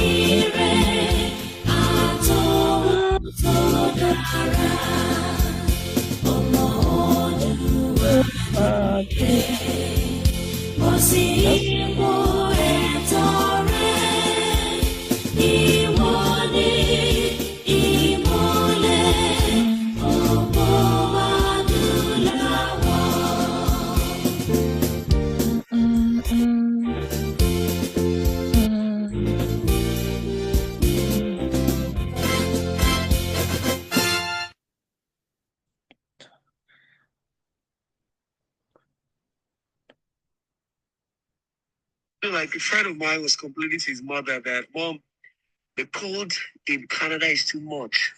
That's what the mama tried to tell her, say, "Oh man, share, but don't keep on wale. So to go to the David or yeah, kitty."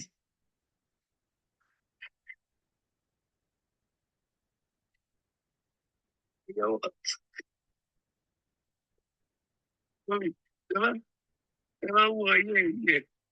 I did kitty, never was. Oh yeah, I go.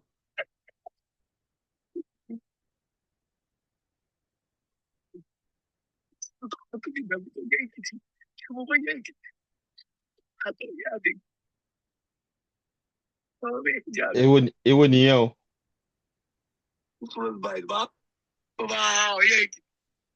Ah,